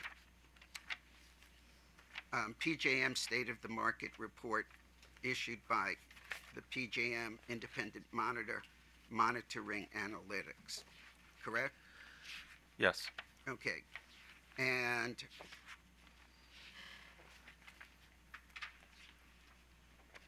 And you also state for number C, as in Charlie 2, that the total congestion costs in dollars for AP South, Cornerstone, Peach Bottom, and Grayston Safe Harbor is about 107.7 million from January through September 2019 time period.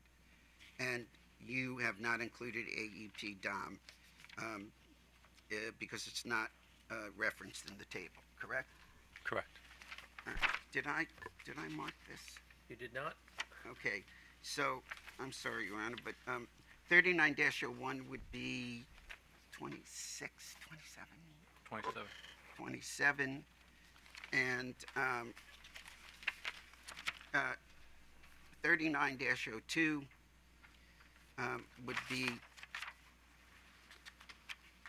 28, and there is a 39-03, that was also sponsored by you, correct? OPC Settlement DR, 39-03. Yes.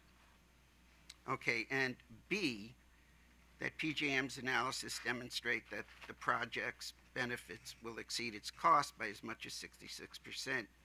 Is it accurate to say that these benefits are calculated with a benefits horizon of 15 years starting with the project in service date? And you say the benefits horizon were calculated for 15 years starting at 2023, is that correct? Yes. Okay. Mr. Alexander, no need to read it. reread all the questions and the witness's response.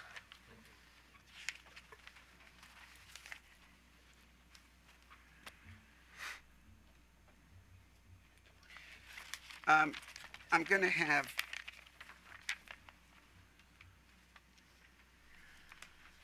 I think OPC 39, it says sick. I probably numbered it incorrectly, but it's 39-03 sick. That is OP Settlement DR 39-03 sick. And you, Mr. Horger, you sponsored the answer to this. Yes. Okay, so I'd like to know when either PJM or this commission will know whether the forecasted benefits have been realized. In what year? In other words, year 12, year 13, year 18, whatever, so that the rest of it is you could see Right, is the is benefits should start being realized as soon as the project's placed into service. But the capital cost will exceed those benefits at that point, correct? The capital costs are over a 15-year period, so I don't know the breakdown of when the cost versus the benefit, if any, would be 1 year or another. It could be the first year, it could be second year. I don't have that breakdown. But the benefits obviously are going to be realized as soon as the project's placed into service. And you're talking about, I gather we're referring to the FERC formula rate? Is that? I'm talking about benefits as far as congestion, benefits to Maryland customers, benefits to the region, Okay. those type of benefits.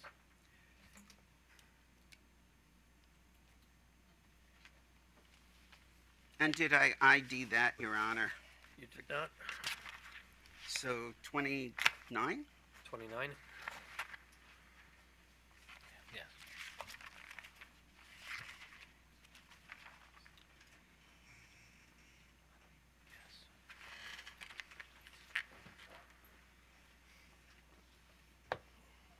Okay.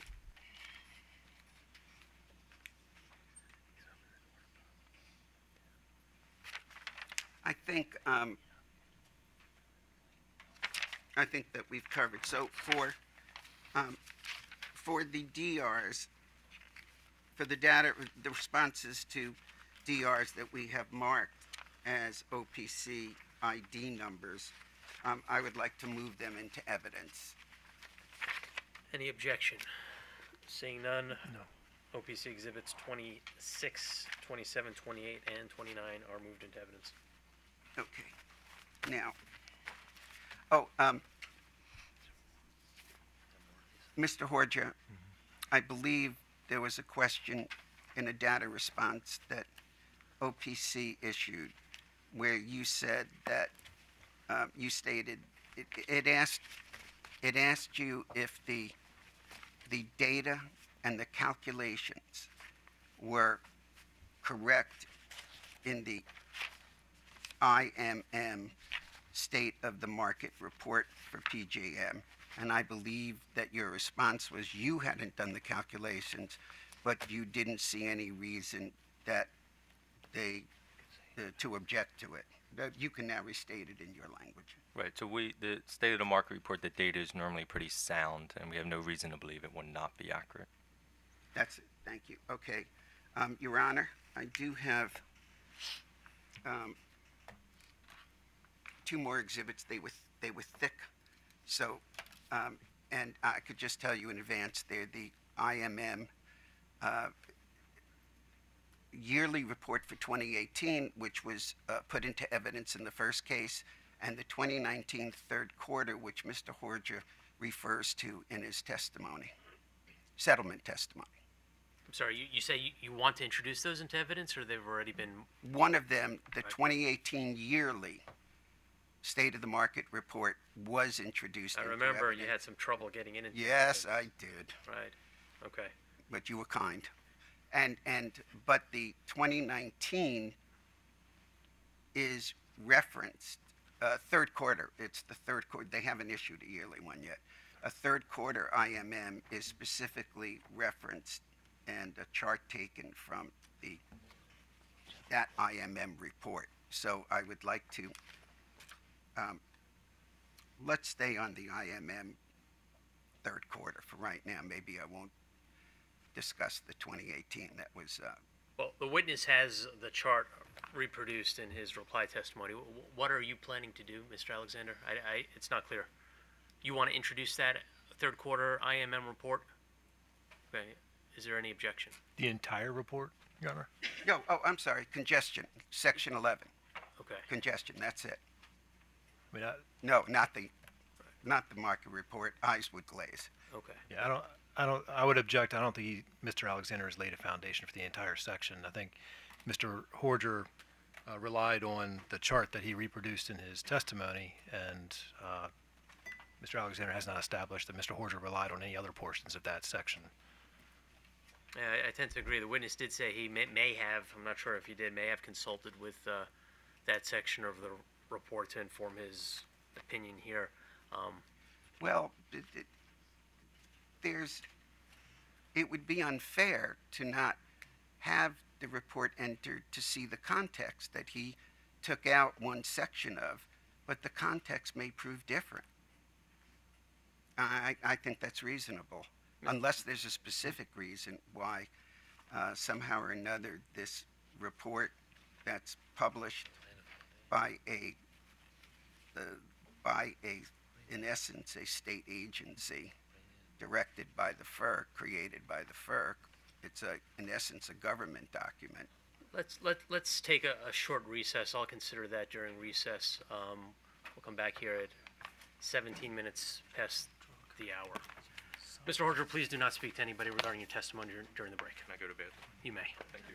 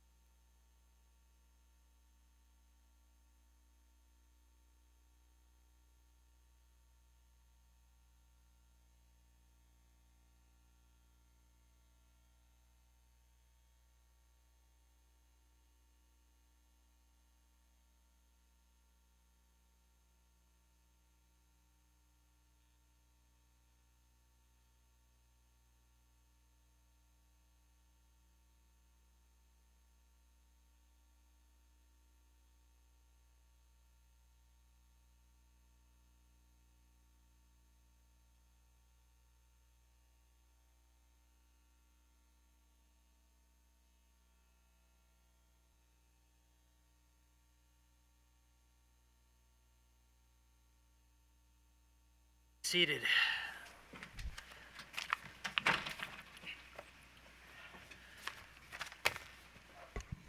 Mr. Horger, in preparing for your testimony, the pre-filed testimony, did you consult with the independent market monitor's state of the market report, particularly Chapter 11, in preparing your testimony? I did review the data tables I did use from that. Okay. And there's a lot of tables in that report? Right, but there's one specific table that I utilized for the report. All right. Mr. Alexander, I'm going to allow you to introduce this. Mr. Gunderson, you could renew your objection at the time he moves to move this into evidence.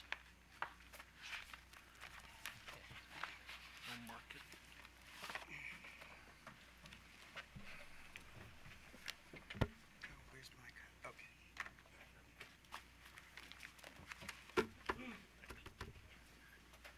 What?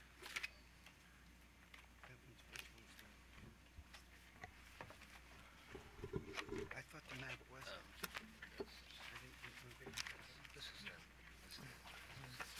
Two of these we didn't even touch. Of this. Oh, that, well, here. Yeah. Did you get, did you all get? I have one. Oh, do you have an extra? Because I get. Yeah. Thank you, Patrick. Oh, thanks. You just put those on top of the correct. Thank you. Thank you, Pat. All right, Mr. Alexander, we're not going to do a page turn of this very 44-page document, so please choose your questions with some precision. Thank you.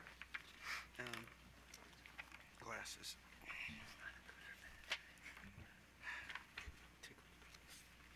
Michael, am I up to 30? Your Honor, I've put before the witness in the commission a document entitled State of the Market Report for PJM, January through September. It's by Monitoring Analytics, LLC, the independent market monitor for PJM, and it's dated November 14, 2019. And on the bottom, Your Honor, I have put the link from where this was downloaded.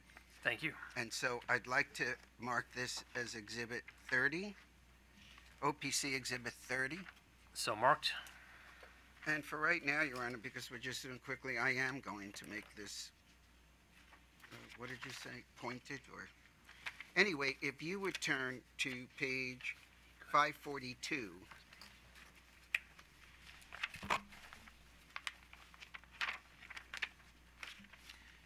And I'll wait till everybody gets there.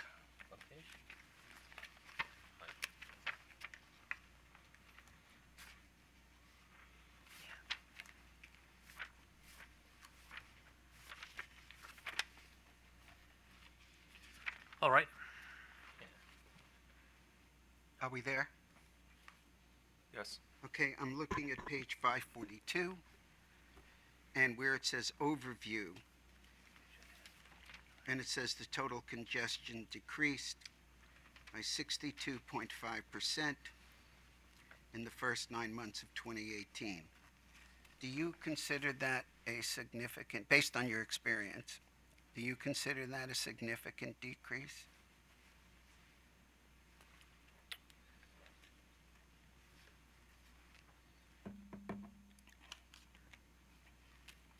Yes, I would say so.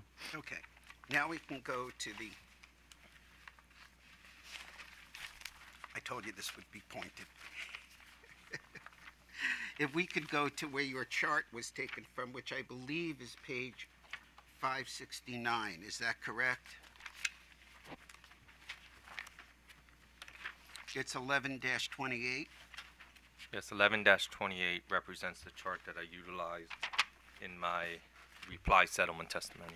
Okay, and it's the a list of the top 25 constraints affecting PJM congestion costs, correct? Correct. So, one go is you mentioned Conestone Peach Bottom, and that is of the congestion costs. Oh, there's my New York accent. In PJM, Conestone Peach Bottom is just shy of 20%, at 18, wait, I can't read. Yes, at 19.9%, correct? Yes, that's one of the related constraints that was identified. Okay, now, if we go down to line 5, that is the line for AP South, correct? AP South interface, yes. Yes, and you have an amount of, oh God.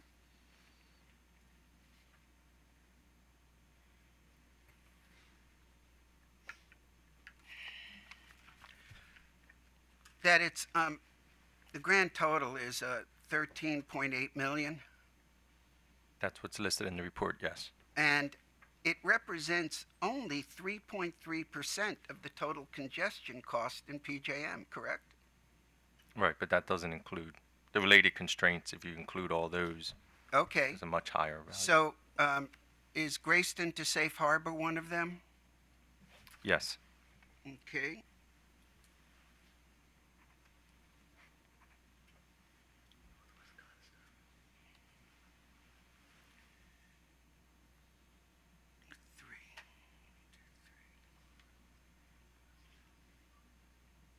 And in that one, it's 10.6 million, and it's only 2.5% of the total congestion cost of in PJM, correct? That's correct. Okay, what is CPL-DOM?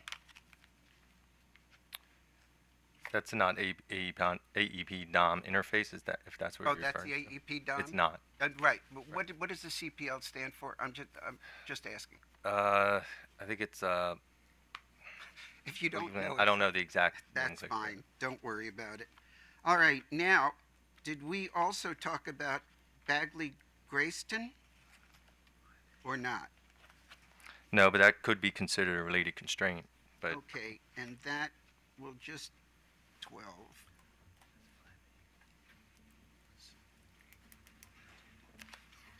That's only 1.9% and 8.1 million. Did I do that right? Or 7.8 million? 8.1. 8.1 million. Now, is Conestone at 17, is that a related constraint? The Conestone transformer, that's in the area, so that Okay. could be referred. There's a lot of constraints in here that are in the area of, for what this project will help. Okay, so that's only 1.3% if I've done my yellowing correct. And I may not have.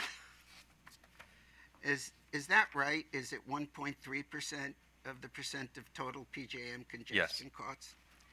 Okay, now, of the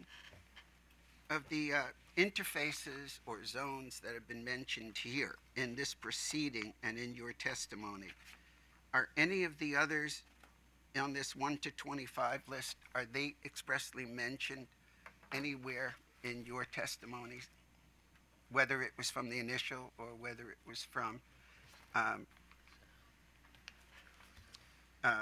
this settlement proceeding?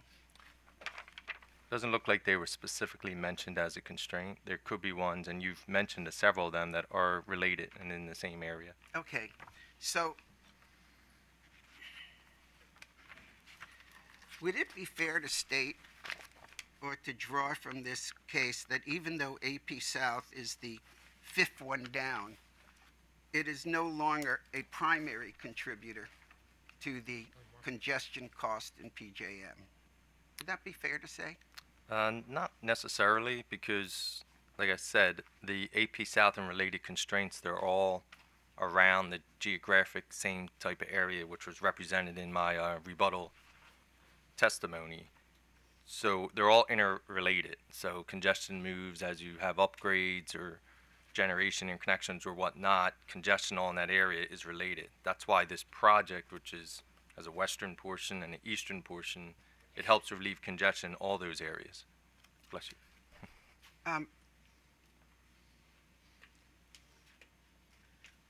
When this window is opened, The congestion for the AP South was, I believe, 800 and something $million, correct? I'd have to go back to the original testimony to get the exact value, but Do you think you need to, or you want to just give your own estimate? which is well, we can fine. go to my rebuttal testimony on page 26. Okay.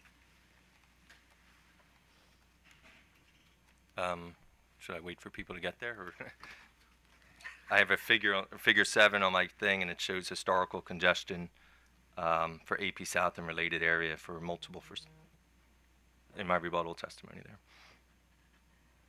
Well, and again, when this window is opened, what was the congestion on the AP South in dollars, please? For the window was open in 2014, 2015. Right. So going with 2015, the AP South and related congestion was 108 million. And we simulated congestion in 2014 of 111 million. So we were pretty much right on target. What we had as a simulated congestion versus actual congestion. And what was the next year? The next year historical was 55, but we didn't run a simulation for 55. However, in 2019, the simulated congestion was 141 million, and the actual, based on the table you're showing me, is through 3 quarters is approximately 120 million, if I'm adding correctly, which is right in line with what we simulated 5 years ago.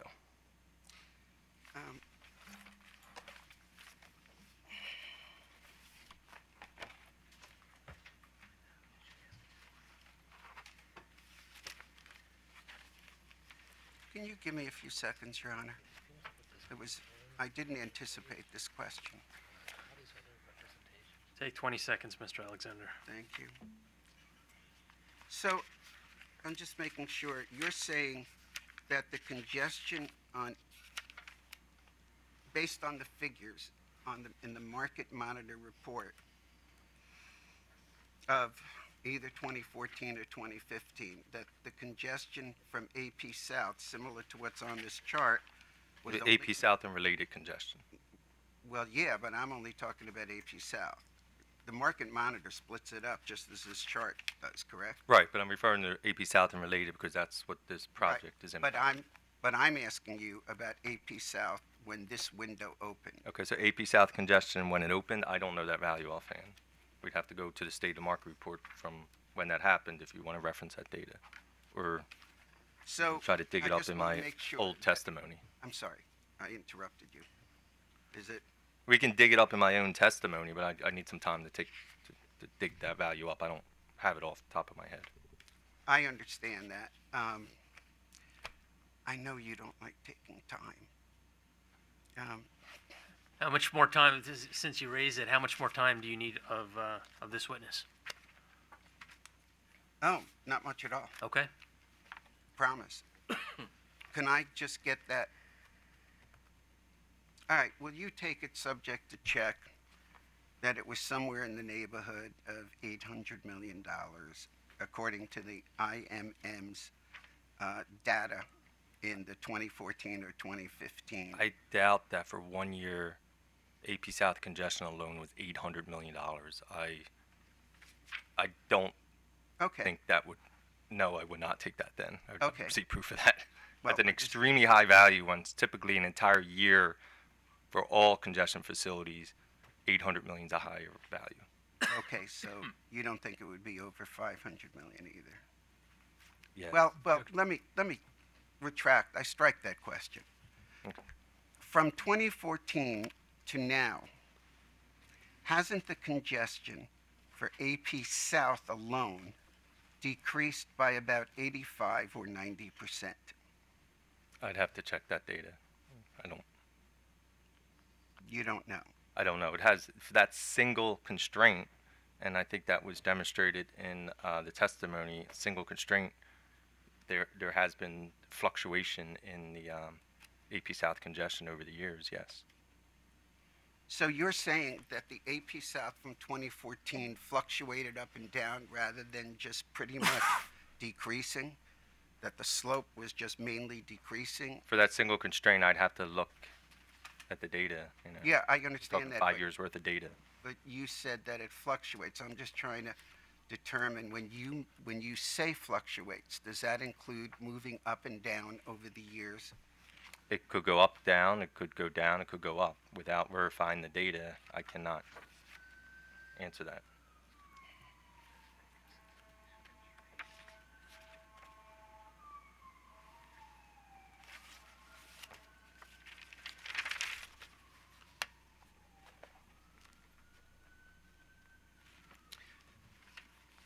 That's it, Your Honor.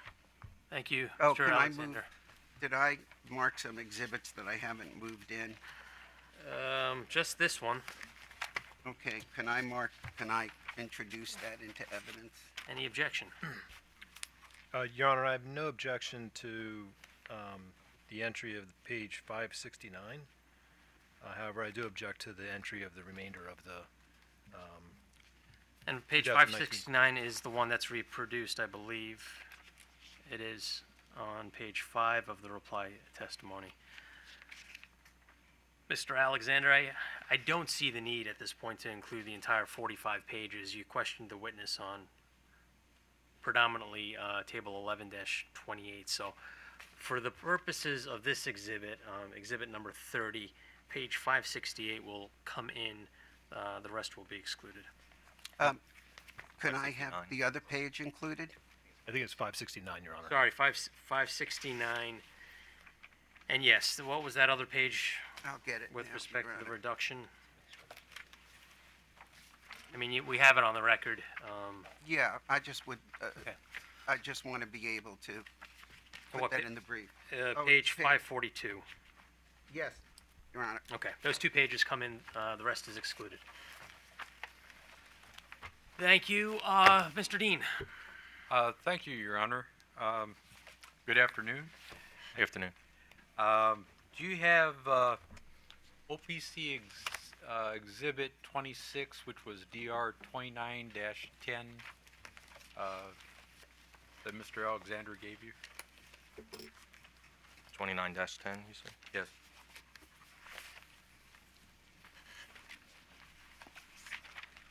Yes.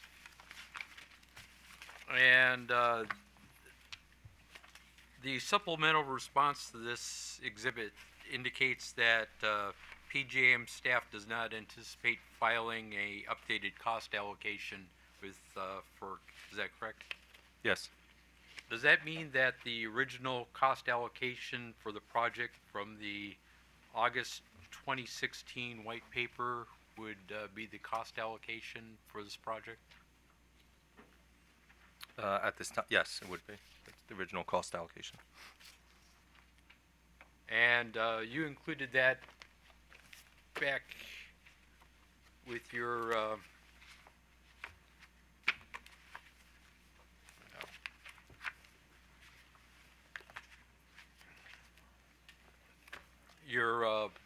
rebuttal testimony, I believe. Can you reference where my rebuttal testimony that was? Tab 5.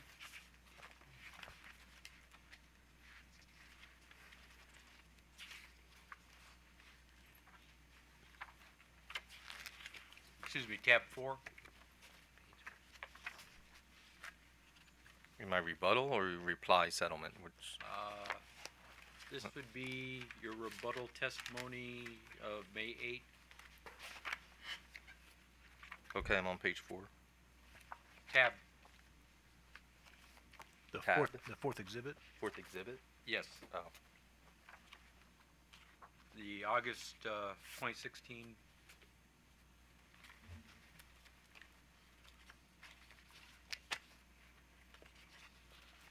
White paper.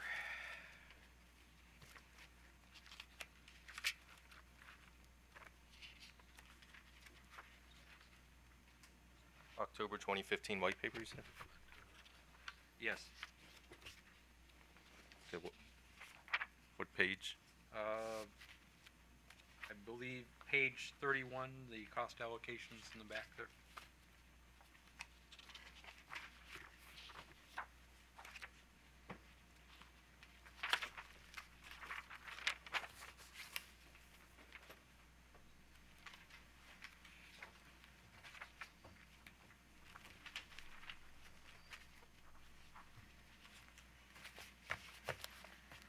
mean, without going through the data, I would say this. Thank you. Staff has no further questions. Thank you. Any additional cross-examination?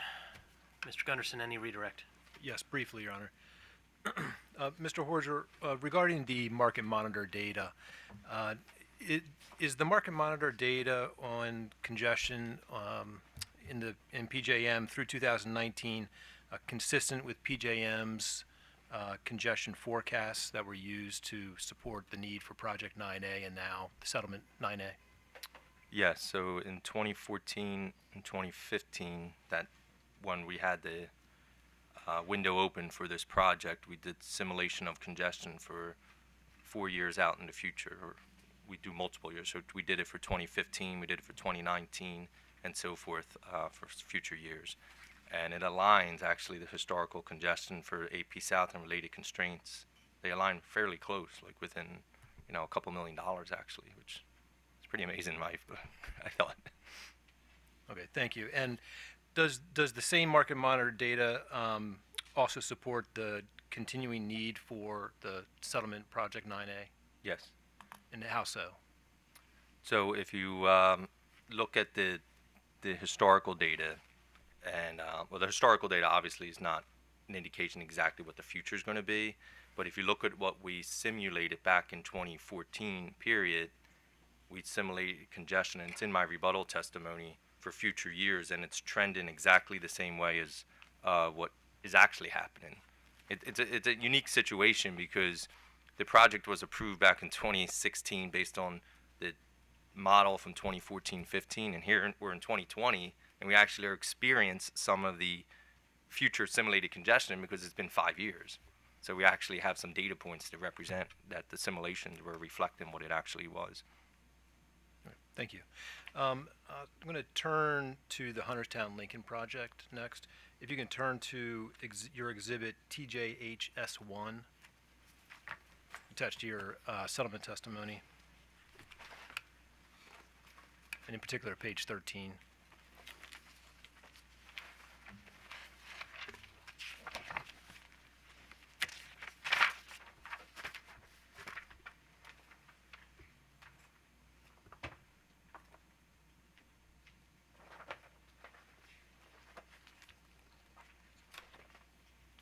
Okay. All right. Can you briefly describe for the commission the scope of the Hunterstown Lincoln project? What's involved with that project? Yeah, so the Hunterstown Lincoln is a rebuild of the Hunterstown Lincoln line. So it's a fairly small project, more for locational type congestion in that area, versus like the 9A project, which is a comprehensive project covering the both sides of states of Pennsylvania and down into Maryland. So the Hunterstown Lincoln is a very focused project to alleviate congestion in that area. Okay. And am I correct that the Hunterstown Lincoln project is about 2.5 miles of 115 kV line? I don't know the exact mileage, but yes, I know it's less than like 5 miles. So And I see on your exhibit TJHS1 at page 13, the cost for that project is about $7 million. yes. Is it not unusual or is it typical that PJM sees smaller projects, lower cost projects like this have a high B2C ratio? Yes, most of the time you would see that. If you can relieve congestion on just an existing facility and rebuild or whatnot, that usually you're going to see high benefits on that. Okay. And in your expert opinion, could the Hunterstown Lincoln project in any way serve as a replacement for Project 9A or the settlement Project 9A? There's no way that would ever relieve the congestion or provide the same benefits as Project 9A. In fact, if Project 9A was not in, besides the potential reliability issues and the major congestion and all the benefits that we would no longer see, Hunterstown Lincoln would be probably a different project in that matter, because 9A is like I mentioned before, if you think of a house, 9A is like the base, like the foundation, and this Hunterstown Lincoln and some of these other projects, they're building on this major project. So if you remove that project, some of it crumbles, Hunterstown Lincoln might not even be a project that would be valid at that point. Thank you, Your Honor. No further questions. Thank you. Examination by the commissioners. Commissioner Linton. Thank you, Mr. Chairman, and good afternoon. Good afternoon. I'm interested in some of your testimony, starting on page 2, regarding the analysis that PJM undertook, including the alternative IEC East portion. Mr. Weber testified earlier that the PJM board approved the alternate IEC East project. Are you part of that process that was used to present the I would refer alternative? that question to Mr. Hurlin. He was actually at the board meetings when the Right. project was presented to the board. So, Okay. I mean, I know it was conditionally approved or approved, so I think Hurlin has more, I know Hurlin would have more details because he was physically at the board meeting. I Exactly, was yeah. not. Okay, good. And thank you very much. I'll save for him. Okay. Commissioner Richard. Good afternoon, Mr. Roger. Afternoon. Thank you for being here.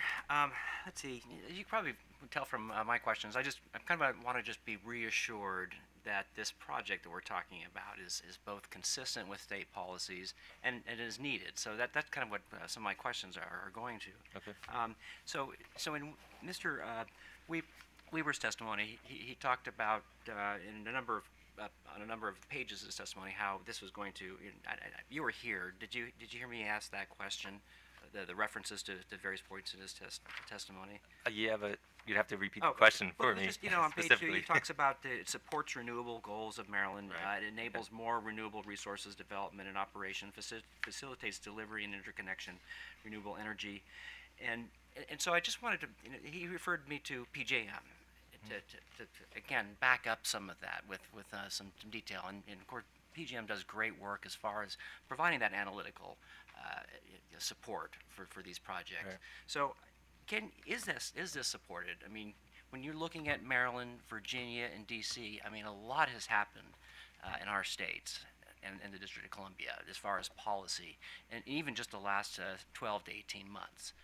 Right. Has PGM done the type of analysis to really confirm that this project is still needed and consistent with the policies of our region? Right. So I'll take that in two approaches. First, obviously we have a requirement to run our benefit cost analysis. That's based on the criteria that's outlined in our operating agreement, and we ran that benefit cost analysis considering the alternative project, and it's still the benefits far exceed the cost in that respect. So, that's a thorough analysis. We ran sensitivities on that analysis to confirm everything that's as inputs to that analysis, to the extent like demand response is included in there. Our model will include everything that's kind of approved or within the system. We would have that in there. Some of the other type of benefits that are, I think could be pretty obvious is if you look at the map of this line and you see there's major line coming from Pennsylvania into Maryland, you're going to have, the reason we need this is because of congestion on the system, and there's bottlenecks pretty much. So I don't want to interrupt, but I guess the point of my question is, looking forward, I mean, a lot has happened since 9A it was proposed, and then we're now talking about the alternative 9A.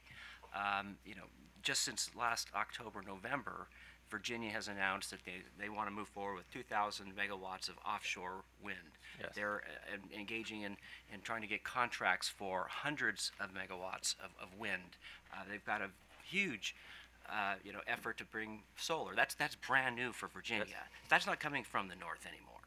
And of course, Maryland and D.C. has a 100% renewable requirement. So again, what has PGM done recently to reflect that our region wants to move quickly within the next 10 years to move to 50% and 100% even in some cases? And these aren't resources that come from the north anymore or come from the west. These are resources that our governor wants to see situated right here, located right in the state of Maryland. So is PJM taking that into consideration, or is this just a look backward of what was the assumption, were the assumptions when 9A was first Yeah, I mean, contemplated. so we ran 9A back in the 2014-15, and we ran 5 or 6 reevaluations. Each one of those reevaluations uses updated assumptions. But to get to your point, as far as the policies, and one example would be, coal in Maryland. Obviously, there's a trend in to potentially remove coal. Then this line becomes even more important because now you're removing coal that could serve the local area. Now you're going to need to provide lower cost generation. And where's that going to come from? So that's going to come from this line's going to help facilitate that. And from the visual, it's mainly from the north, but you're going to see wind from the off the coast that has to come around the peninsula and come down, and it's still hitting these same transmission facilities. So an upgrade of these facilities, especially the east portion, is going to help facilitate, power coming from the ocean and coming around the peninsula too. And yeah, these were the answers we heard, last year, not quite a year ago.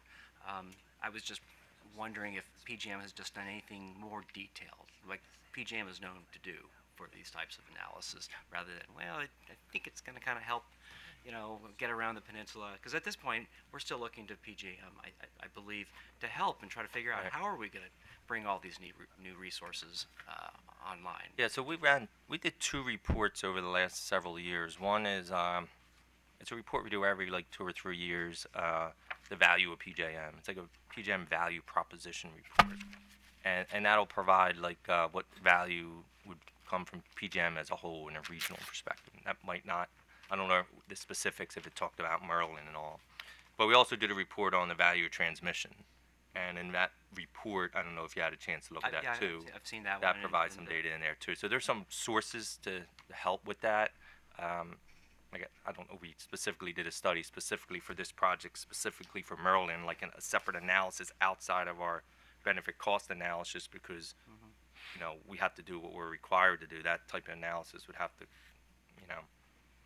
that wasn't in the scope of what we would do per our operating agreement. Okay, and in your testimony, let me make sure I know which one we're looking at here. This is the settlement testimony. I was just interested in the sensitivity chart on page 4, where it looks like there are several scenarios with cost adders, 1% load decrease, and it looks like just with the scenarios you provided, there was a significant erosion from the 1.66 ratio to the scenario you've provided, where there's a 25% cost adder and a 1% load decrease down to 1.46. So a lot of the policies of our region, again, are likely to have a downward pressure on the I don't want to disagree with you, but I think disagree. That's what you're here for. I mean, give me the right I answer. can almost guarantee if you remove 4,500 megawatts of coal in Maryland, this project's going to be needed even more. The congestion's just going to be higher.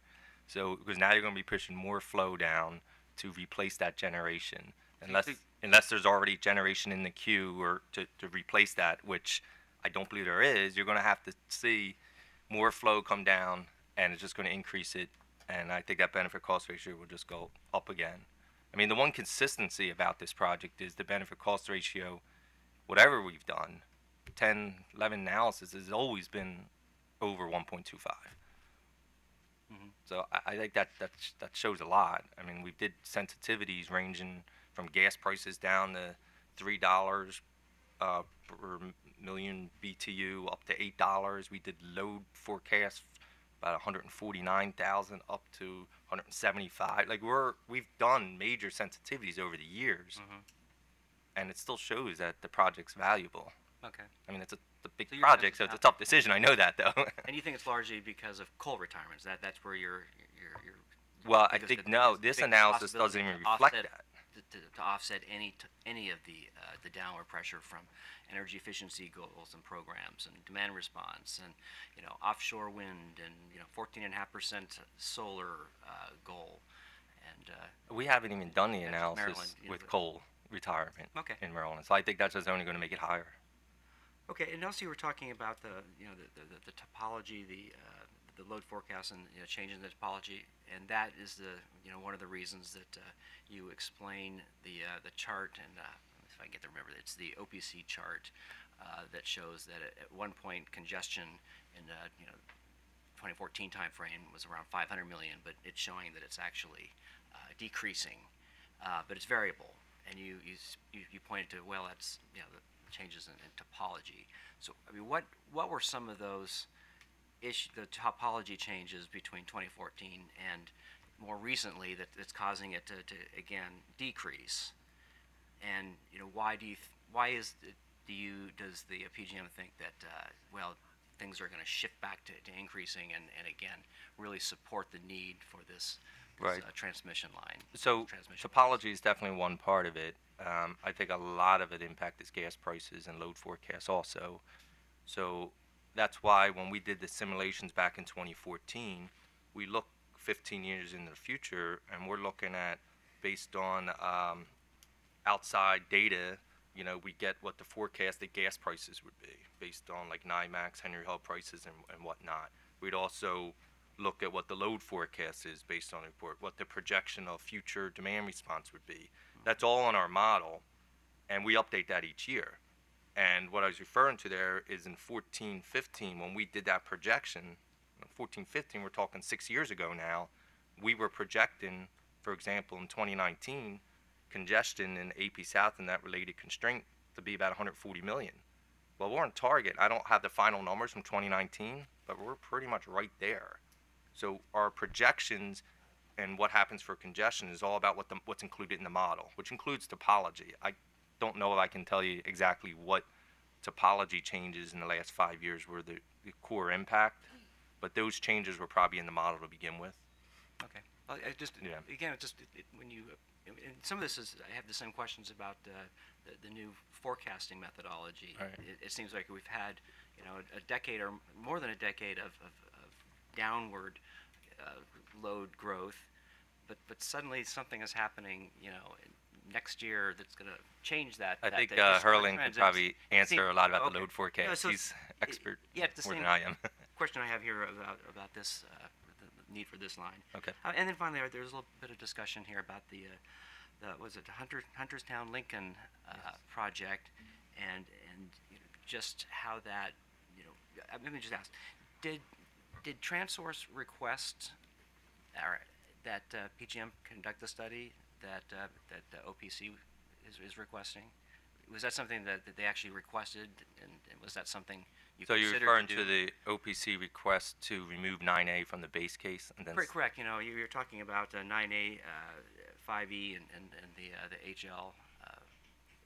yeah. So project. that was And it seemed like they were making the point that, well, you did that in the case of when you went back to look at 5E, which was it passed the test and then it didn't, and then you went back and looked at it one more time with the HL project, and it passes. right.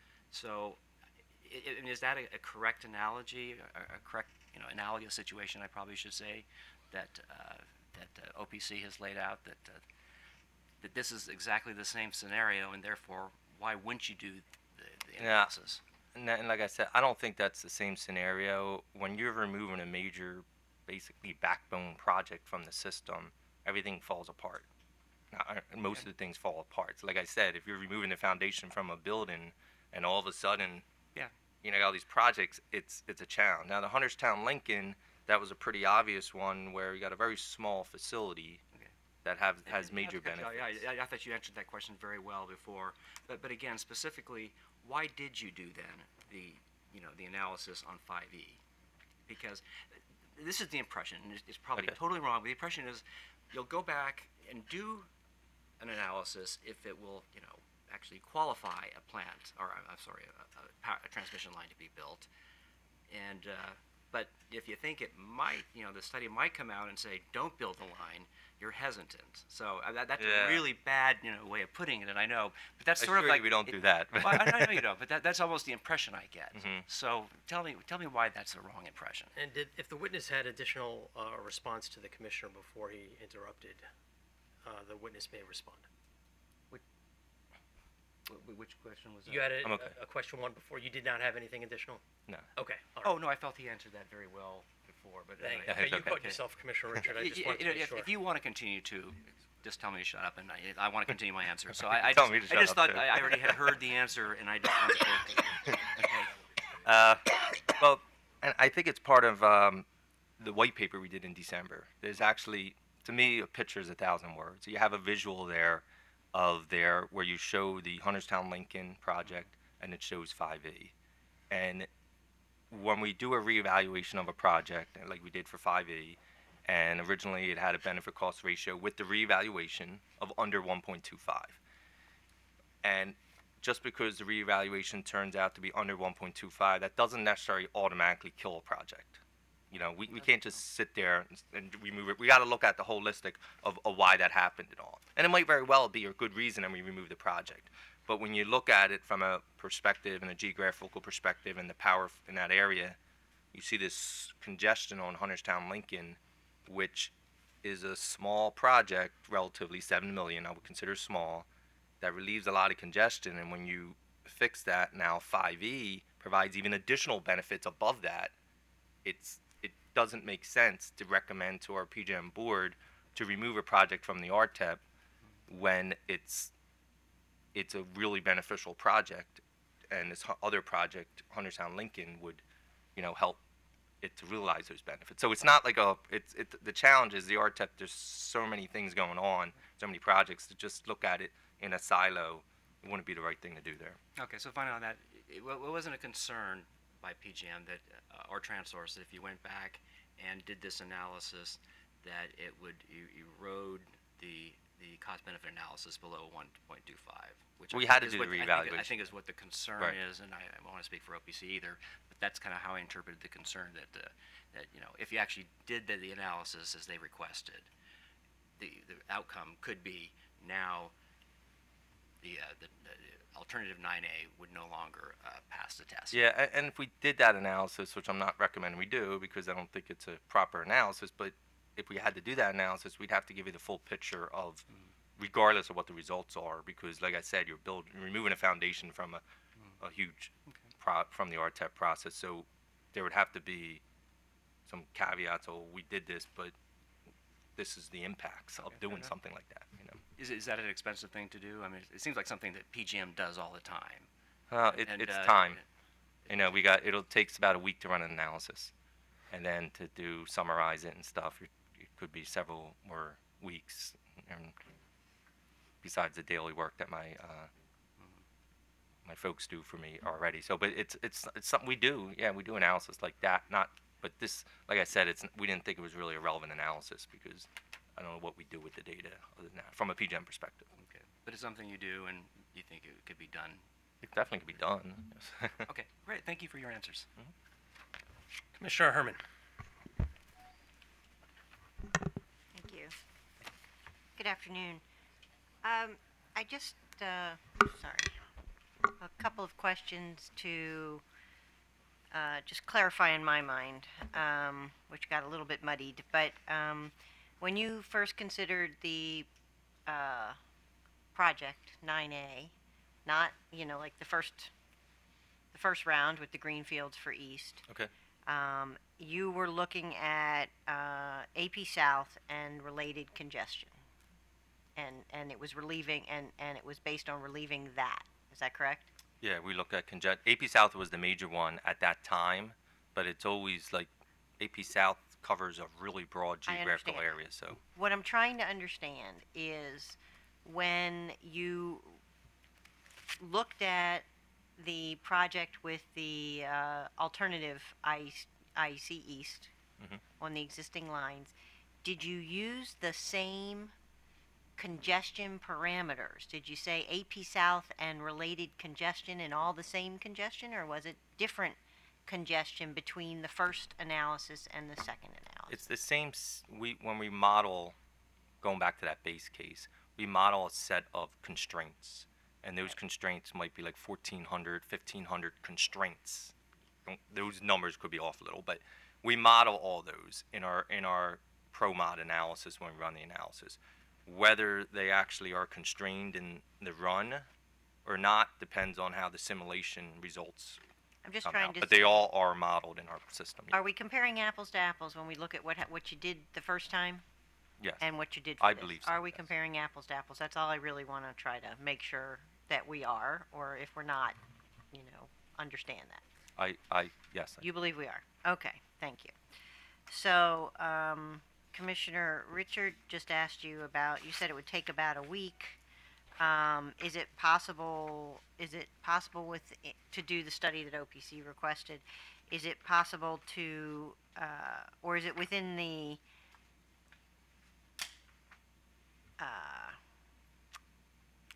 rules for a transmission owner to make such a request?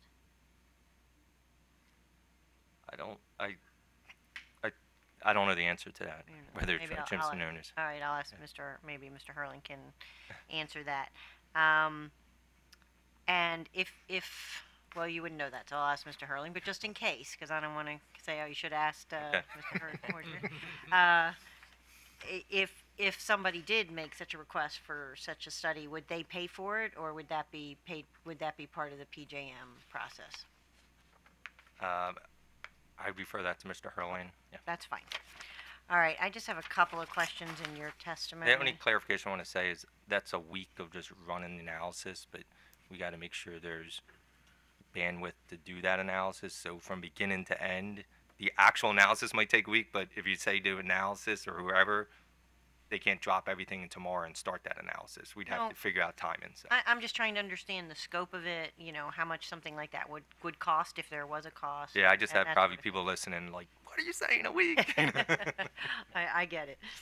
I'm looking at page 3 of your settlement testimony. And just to clarify, when you say IEC on line 3, IEC project inclusive of the alternative, that's the alternative project that we're talking about, right? Yes. Okay. Then you say that, so what you're saying there is PJM ran the base case and I'm a little confused because you say that, they did a mid-cycle update to the base case. And then you said to make sure that the new project, I'll just call it the new project, continues to meet the market efficiency needs, they conducted another analysis. I don't understand what another analysis is. Is that not the mid-cycle part of the base case? Is that something different?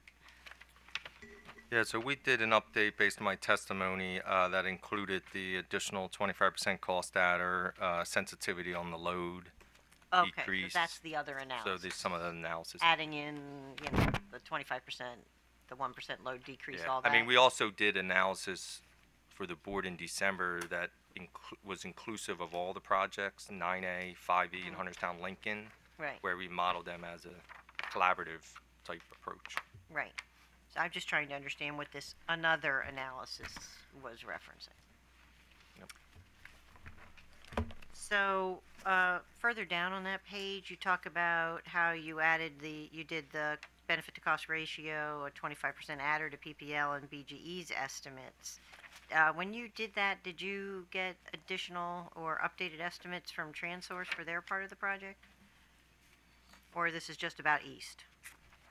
Now, this was the full project where we had an estimated cost of what's shown on page 4, the 478 million, and we added 25% just as a sensitivity to that. But it says you added 25% for the BGE and BGE and PP&L Yeah, I believe the cost western. estimates. It doesn't say anything about Transource. Yeah, no, I believe the western portion there wasn't really that was pretty solid at this time, so we did Okay, so the numbers more of a have. sensitivity on the eastern cost portion. Okay, so you only did it on the east part, not on the west. Okay, so I was just trying to make sure.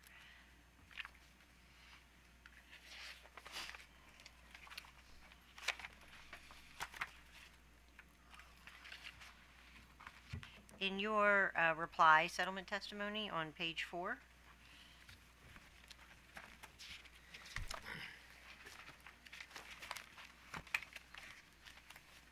With me? Yes. Okay. On lines 5 through 6, you say the congestion continues to exist in the future simulations show. Is that somewhere in your initial testimony or somewhere in these slides? Where is that in the record that the future simulations show that it will still exist? Right, so that's in my rebuttal testimony, Okay. and I have a figure 7 there, and it has a chart of the simulated congestion going into the future.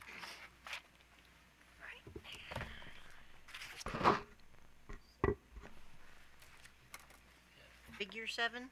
Yeah, I'm getting the page for you now.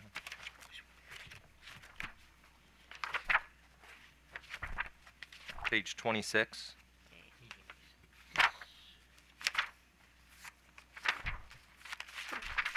Okay. So you just look at the red line there. That was our simulated congestion. Okay. And so when you say future simulation show, that's this one chart on this page is the evidence of that demonstration? Yes, that supports that data. Okay. Thank you very much. Commissioner O'Donnell. Thank you, Mr. Chairman. Thank you for being here. Thank you.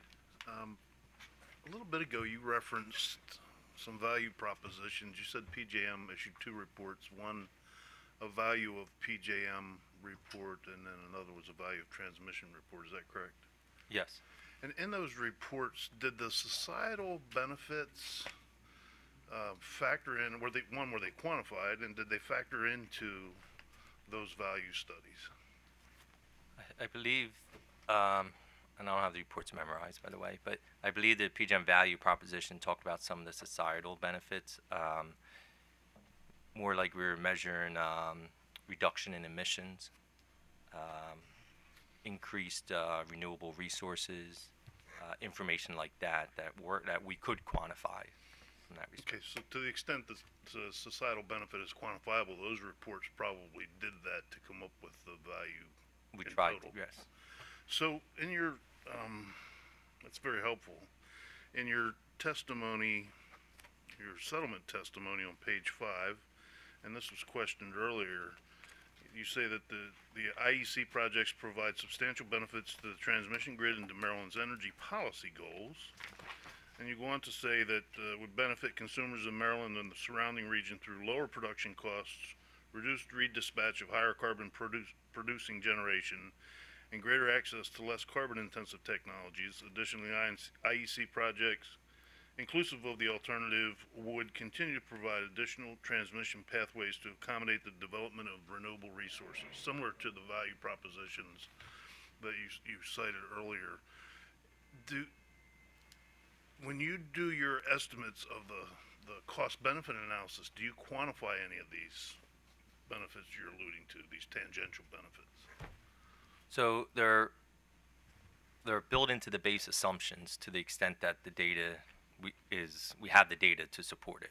So if there's programs that are approved or there's DR that's already in the queue or certain generation that's in our queue, we would include that in our base assumptions. Then the results should reflect that.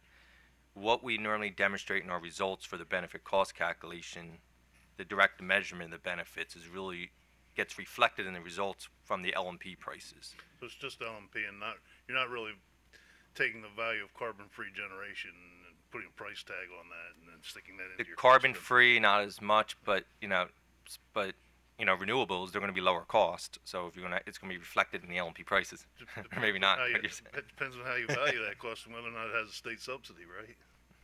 Well, that's a whole nother whole issue, the RPM issue. It's going to be cheaper. Well, not necessarily. Some people maintain. But I was interested in what these benefits, how they were valued, how they were quantified.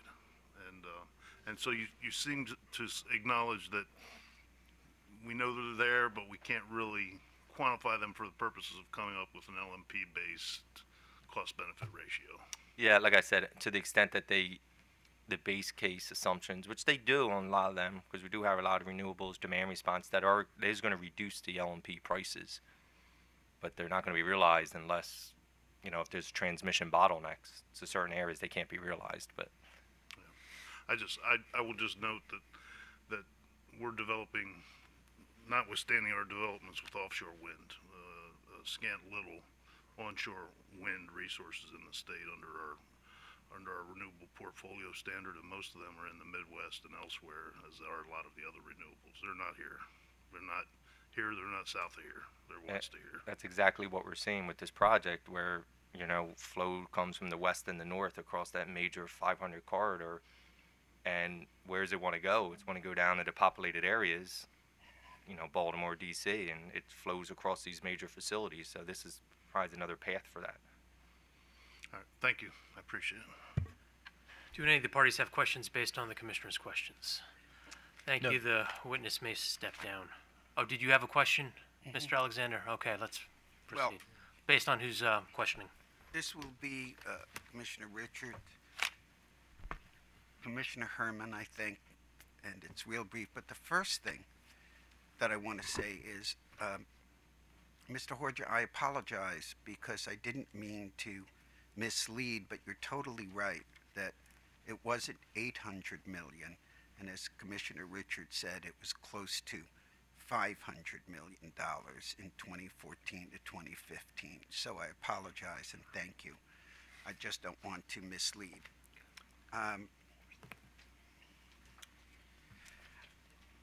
I believe that you've testified that the reconfigured 9A would mitigate or cure 5 reliability problems that will occur in 2023. Is that roughly correct? Yeah, I'll stop you there. If you want to talk about anything with the reliability of this project, which I'm understanding it helps relieve reliability criteria violations in 2023, I defer them to Mr. Hurlin because my area, he deals with all the market implications, not the reliability. He owes you a lunch. And would you give me just a second to see? I'm not going to follow that up.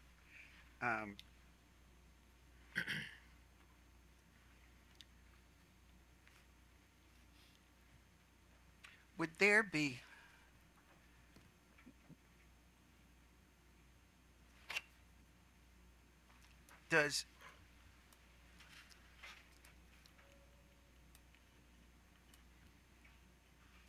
Your Honor, that's it. It's getting late in the day, Mr. Alexander. The Exactly. witness is excused. Thank you. Please call your next witness. Your Honor, Yes. could we take a 10-minute break so I can get my exhibits together? It's getting late in the day, Mr. Alexander.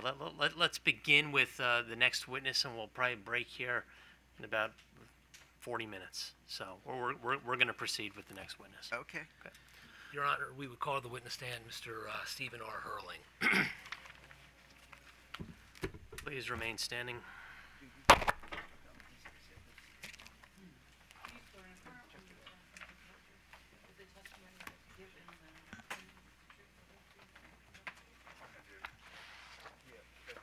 You may be seated. Mr. Kren. Mr. Hurling, would you state your full name for the record, sir? Stephen R. Hurling, And your business address? 2750 Monroe Boulevard, Audubon, Pennsylvania. And your employer and your current title, sir? My employer is PJM Interconnection, and my title is Executive Consultant. Thank you. And you're testifying today on behalf of Transource Maryland? Correct. Mr. Hurling, do you have before you a document entitled The Settlement Testimony of Stephen R. Hurling, consisting of 10 pages and 2 exhibits? Yes. Your Honor, we would like this document marked as Applicant's Exhibit 46.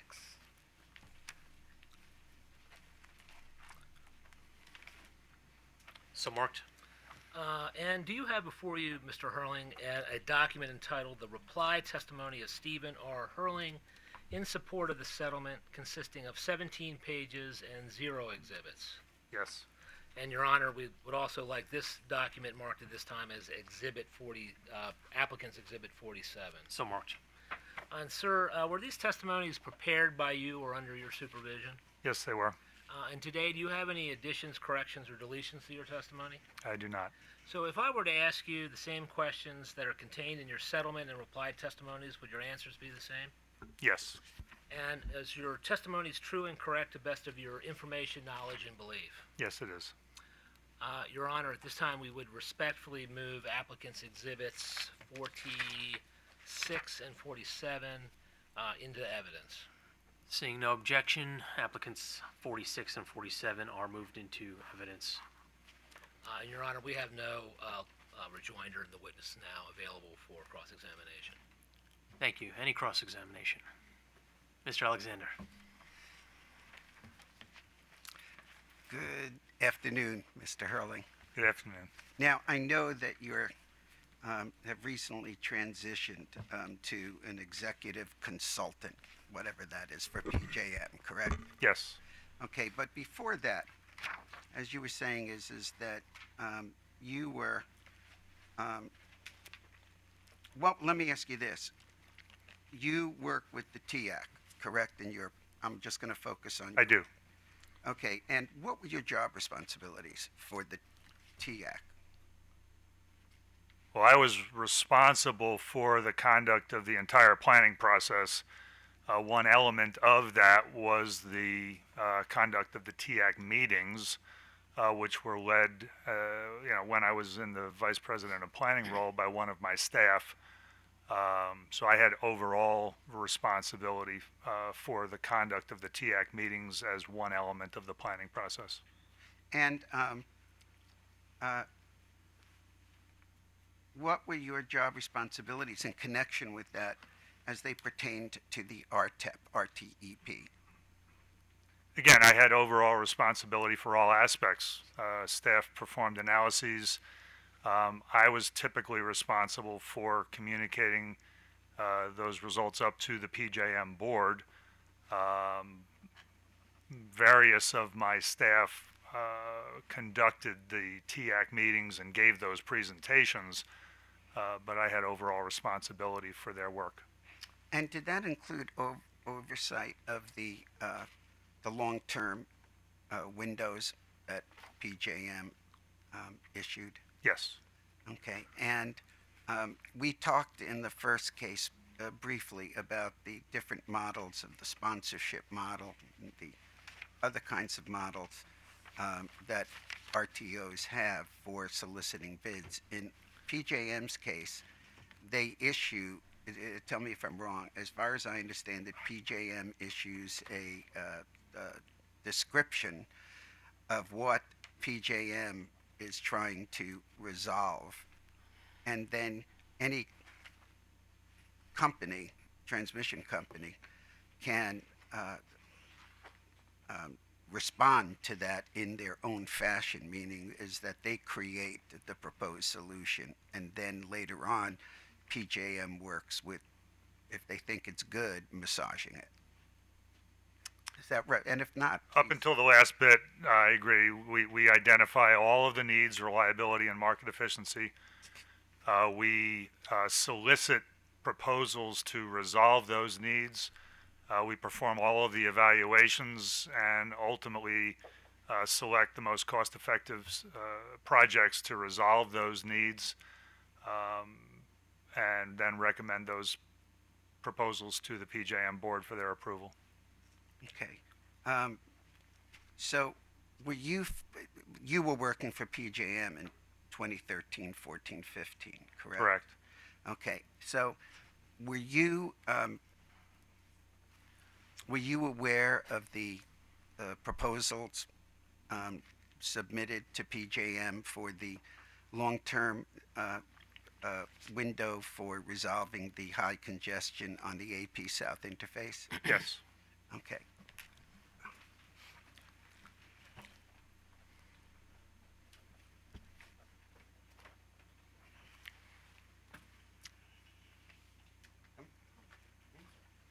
Your Honor, these are red wells. I'll collect them later for recycling.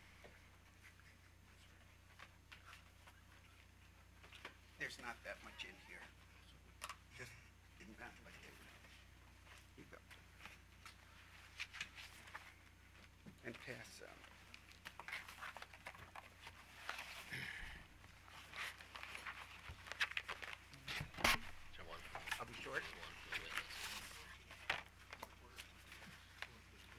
Pour the warm.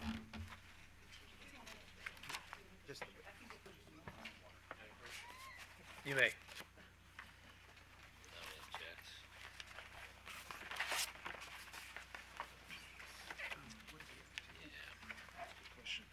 Thirty-one is the next one. 31,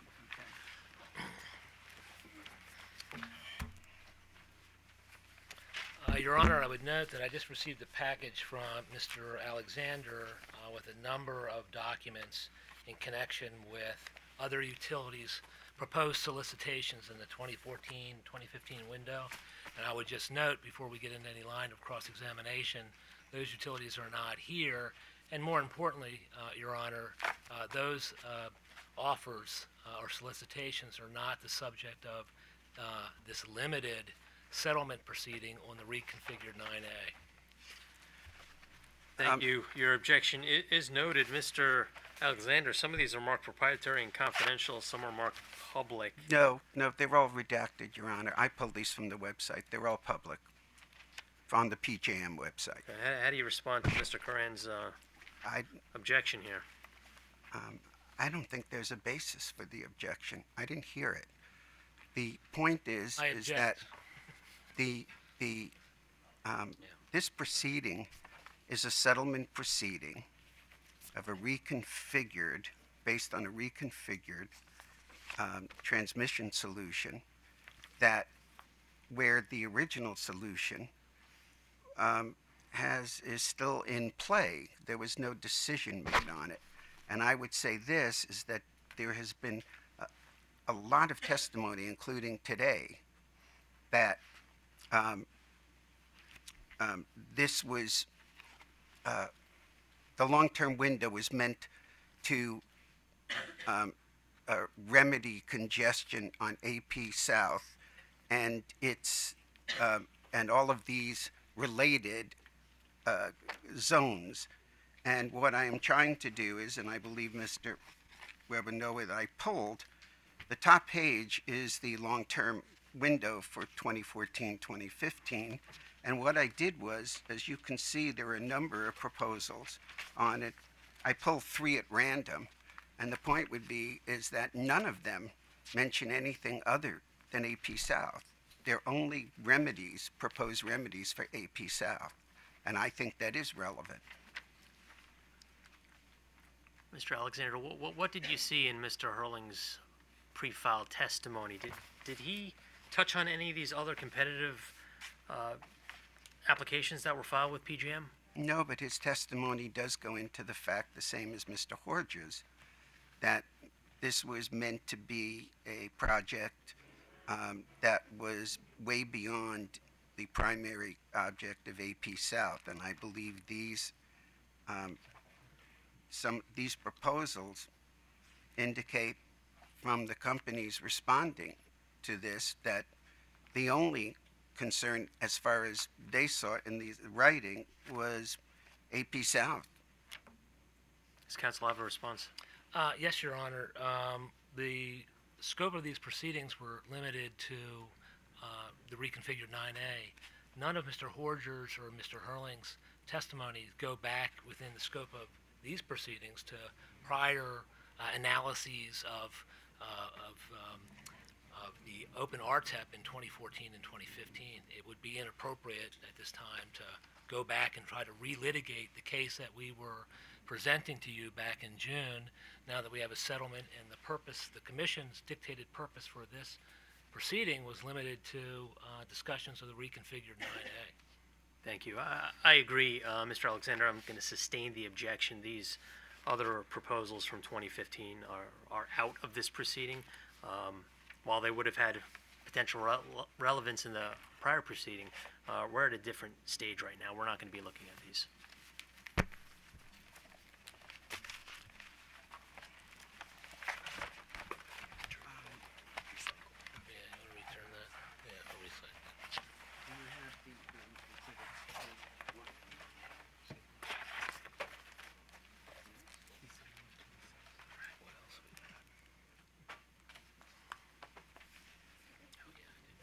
All right, Your Honor, I'm going to ask that I hand a packet of DR responses that were sponsored by Mr. Hurley.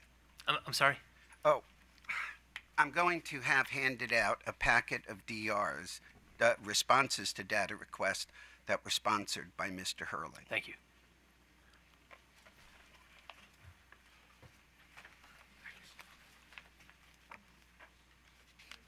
You may.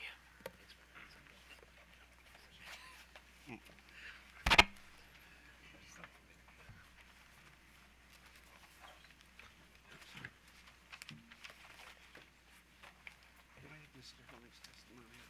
Yes.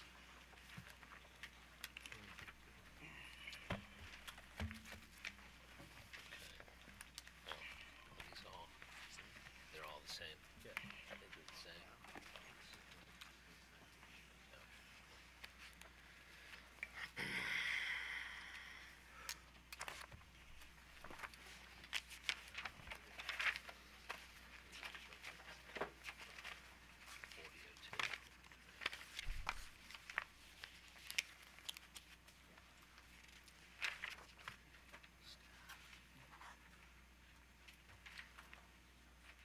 Right, Mr. Alexander, are you ready?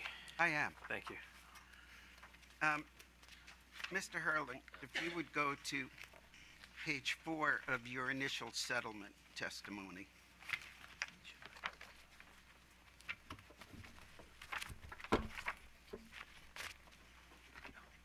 You state that if a state regulatory authority such as the Commission requires an alternative route of a project, PJM will accommodate the alternative so long as it complies with PJM's operating agreement, etc., and the pro forma designated entity agreement, again, with PJM's OAT, that's OATT. Is that correct?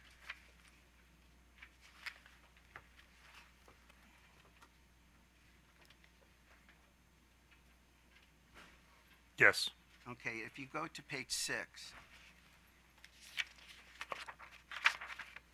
you state that if a state regulatory authority such as the Commission, I'm sorry, where are we? I'm sorry, on page 6 of your initial testimony. Yes, I'm there, but what line, please? Oh, it starts with it starts with if a state regulatory authority. Do you have a line, Mr. Alexander? I don't see it. Oh, okay. Is it line 1? 13 commission. Line 13. Yes, Your Honor, can I go forward? Yes, please. It is helpful for all counsel just to provide pinpoint sites in testimony. Okay. Thank you. You state that if a state regulatory authority such as the Commission, I assume you're referring to the Maryland Commission because it's capital C? In this case, yes. Yes, in this case. Requires an alternative configuration, PJL will accommodate the alternative configuration. Again, so long as other things are. Yeah, I agree with what you're saying, but that's not line 13. I apologize. No, counsel, again, we're on page 6 of Mr. Hurling's settlement testimony, is that right? I think it was line 16, actually. Line 16. Of what page? 6. Oh, no, I'm sorry. The word You don't- required is not there. That's okay. That's Requires. okay. We'll just stick with the first one, Your Honor. I'm not going to. Do you know where we are, Mr. Hurling? No, okay. not at all. Mr. Alexander, 2 questions. What page and what line? I have it on 6 of his initial testimony, and let me just check, and if it's wrong, Your Honor, I'll just stick with the first quote. Oh, no, it's the top of page 7. It's the top of page 7, Okay. Your Honor. Page 7, line 1? I got it. Okay.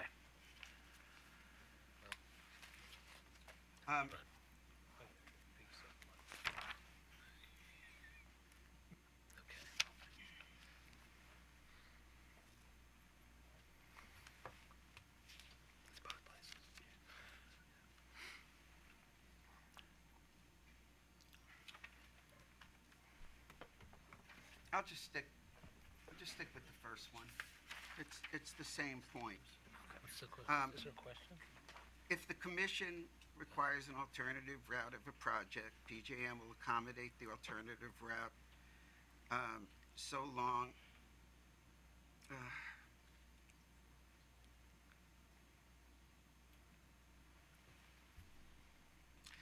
just in the first part of the sentence, it says if a state regulatory authority such as the Commission requires an alternative route of a project, PJM will accommodate the alternative route.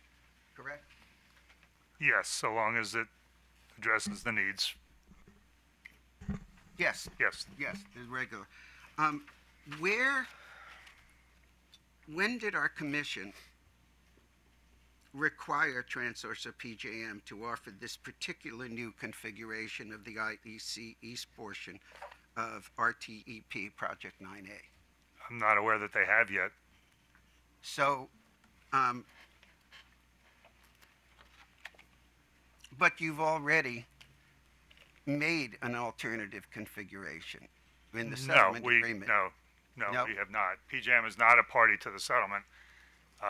We evaluated the settlement option to ensure that it did in fact satisfy the reliability and market efficiency criteria in our planning process. There was some concern expressed as to whether the states, Maryland and Pennsylvania, would be comfortable proceeding, not yet knowing whether the PJM board would accept such a modification. So we presented the modification to the board and they gave their conditional approval. But that approval is absolutely conditioned on the actions of the Maryland and Pennsylvania commissions. PJM is not driving that change. We are not requiring that change, but we have identified that we will accommodate the change if the states direct it. Oh, okay. Thank you.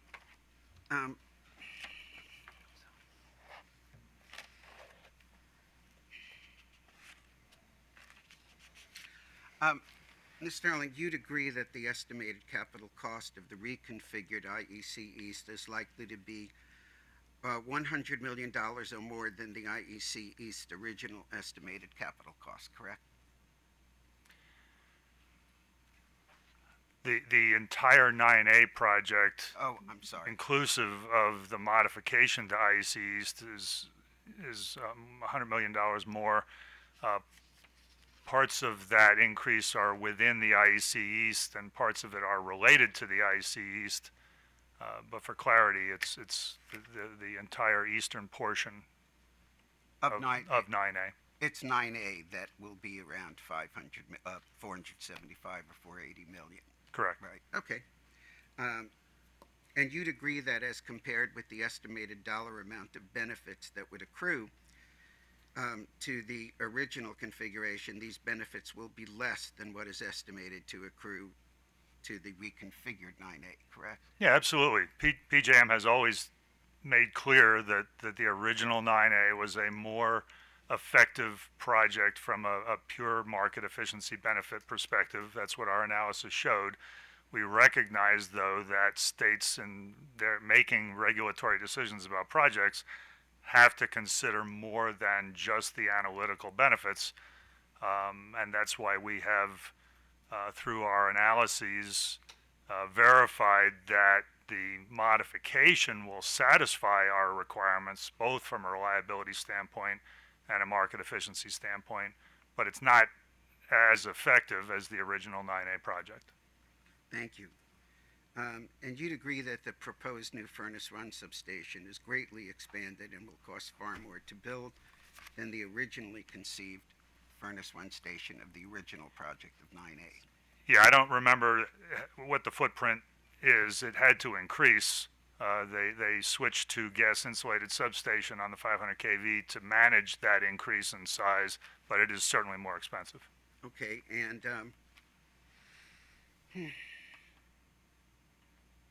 okay. I guess my question is the siting of the routes is for the original, well, the IEC East at least, the siting of the routes of the original IEC East and the reconfigured IEC East, they're different, aren't they? Yes. Okay. So can you tell me what, between the original and the reconfigured East, IEC East, what's the same? Ultimately, the location of the Furnace Run substation. The original lines went more or less south from the Furnace Run substation. The new lines will run east and west until they intersect the Baltimore Gas and Electric and PP&L existing rights of way. So I'm not 100% sure, but I think the primary common element is the location of the Furnace Run substation. Okay. And you've been sitting here since Monday morning attending the hearing, correct? Correct. Do you know why in all of the documents that I cited to Mr. Weber and Mr. Horger that repeated APS, AP South, but they didn't mention what Mr. Horger said are related constraints that are implied with AP South? Is there some reason why they weren't mentioned in any of these PJM documents? Well, the original request for proposals, which was written in 2014, included a model. I think Tim mentioned there were over 1,000 contingency elements that were to be considered. Essentially, the identification of the problem as related to the AP South interface congestion was an identifier. It was the principal element of the congestion at that time in that area.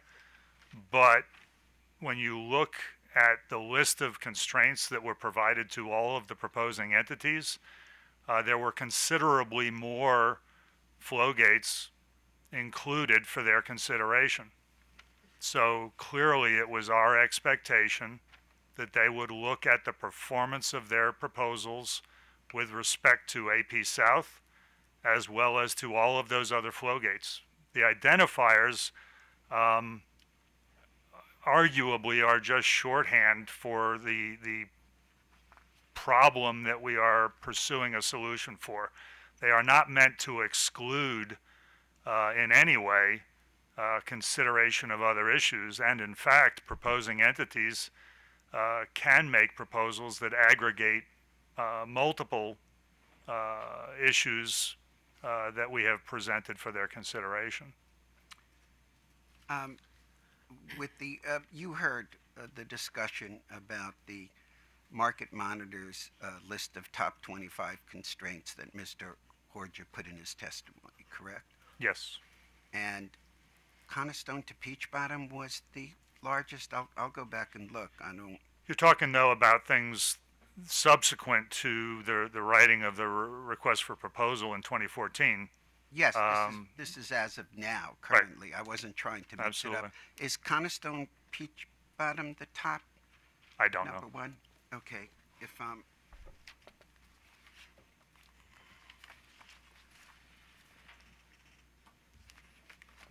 give me 1 second, Your Honor.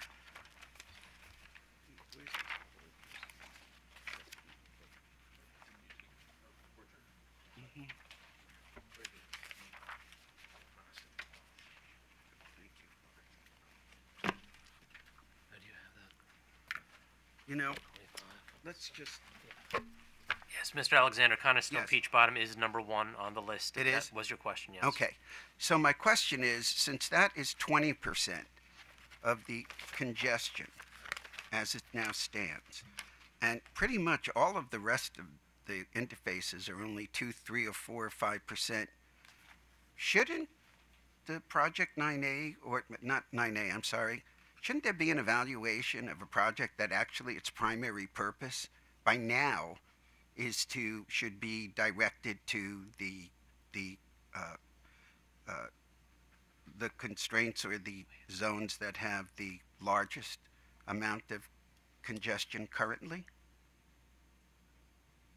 If we were starting from scratch today, we would probably be identifying a longer list of constraints that we expected proposals to manage. As I said, though, the model, even if we were to list 4 or 5 of those constraints, the model that we would provide would have 1,000 flow gates, and we would expect the proposing entities to look carefully at all of them to determine how their proposals would perform under a variety of circumstances. Well, and so the Hunterstown-Lincoln has a disproportionately high amount of benefits compared to its cost, correct? Yeah, but that's always been true of really small projects. When we get these isolated pockets of congestion, often we're looking at upgrades to a 115 kV line, which can be done, this is what we're talking, 2.6 miles. That can be done very cheaply and resolve a lot of congestion. That's not the case when you go to 230 kV, certainly not the case when you go to 500 kV. But couldn't there be more limited, less expensive projects, 3, 4, or 5, say, that could both remedy the forecasted reliability problems in 2023 and get, if not the same, a good amount of the current congestion and where it's focused? Yeah, no, that's not possible in this case. In some instances, it may be. In this case, we have a baseline overload of a 500 kV line. It's loaded at about 109%, if I remember correctly, in a case where all facilities are in service, no outages considered. Upgrading parallel 115 kV lines are not going to unload a 500 kV line. Realistically, you'd have to build a pretty substantial parallel facility, which realistically would have to be a new greenfield line in order to offload the Coniston Peach Bottom overload in that base case. That would manage some of the congestion on the eastern end of this interface. It would not manage any of the congestion in the western part of this that IEC West is addressing. So the answer, a number of small, Band-Aid style projects would not resolve this problem. A big project in the east would probably manage the reliability problems on Coniston Peach Bottom.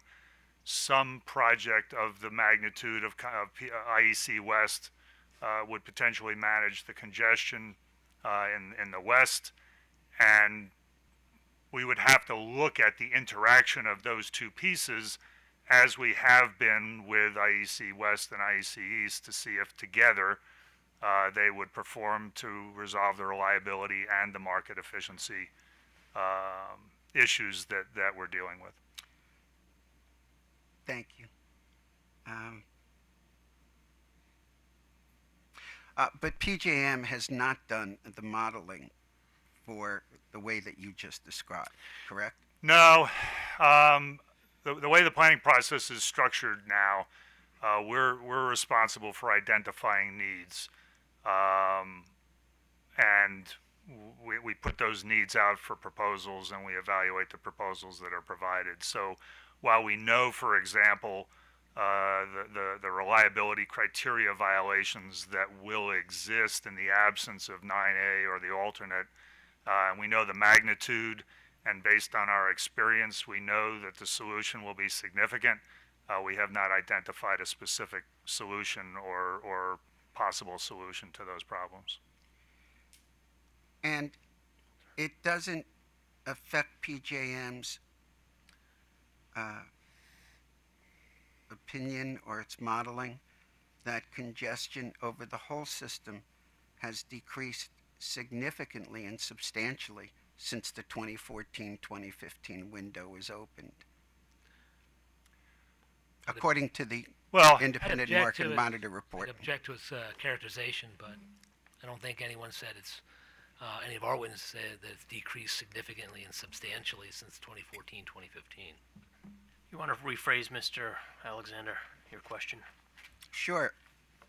Yes, Your Honor. As you heard, Mr.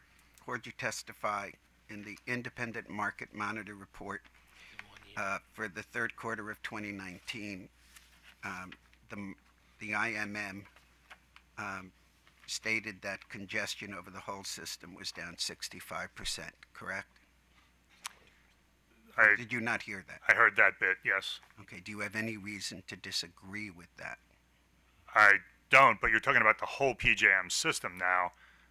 The second half of the conversation you had was related to this particular area, and the data analysis that was provided by the IMM actually, as I heard Mr. Horger say, confirmed the modeling that we did 5 years ago for 2 different years fairly closely, which would suggest that the congestion projections that Mr. Horger's staff did related to the development of this project are fairly accurate. So while the congestion all over PJM is down, the congestion projections that we did 5 years ago seem to be dead on. Thank you. Would it be fair to say that for at least the 3 to 4 years following the 2014 window, which in part was based, the proposed Project 9A, well, let me ask you this. One of the ingredients of the modeling is the load forecast, correct? Correct. Okay.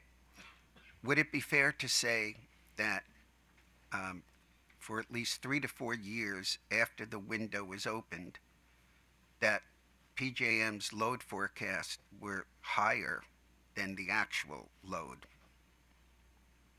The rate of growth was certainly higher than the growth we were experiencing, so the longer-term load forecast numbers were higher than what we are now projecting them to be. Correct. Okay. Yes, thank you.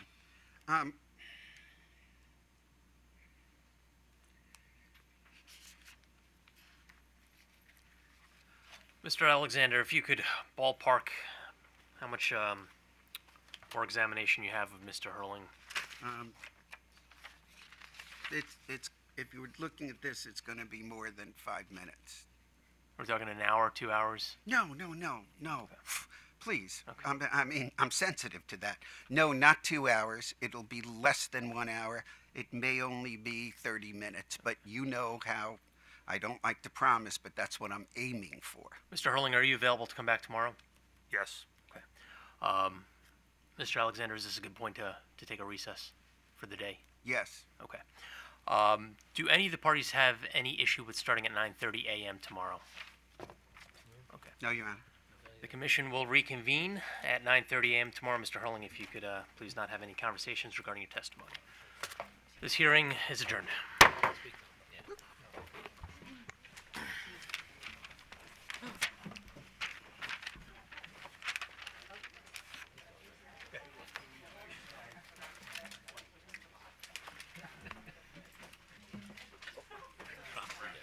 I know.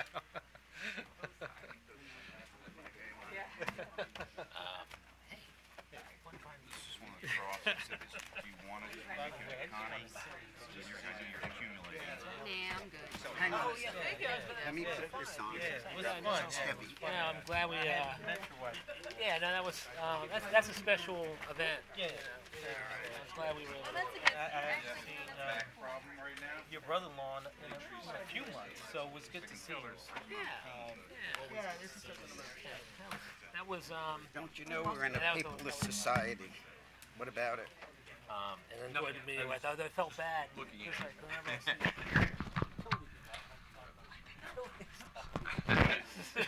Don't worry about it. Jen has had enough of that too. She's like, I don't want to hear that. Oops, I did.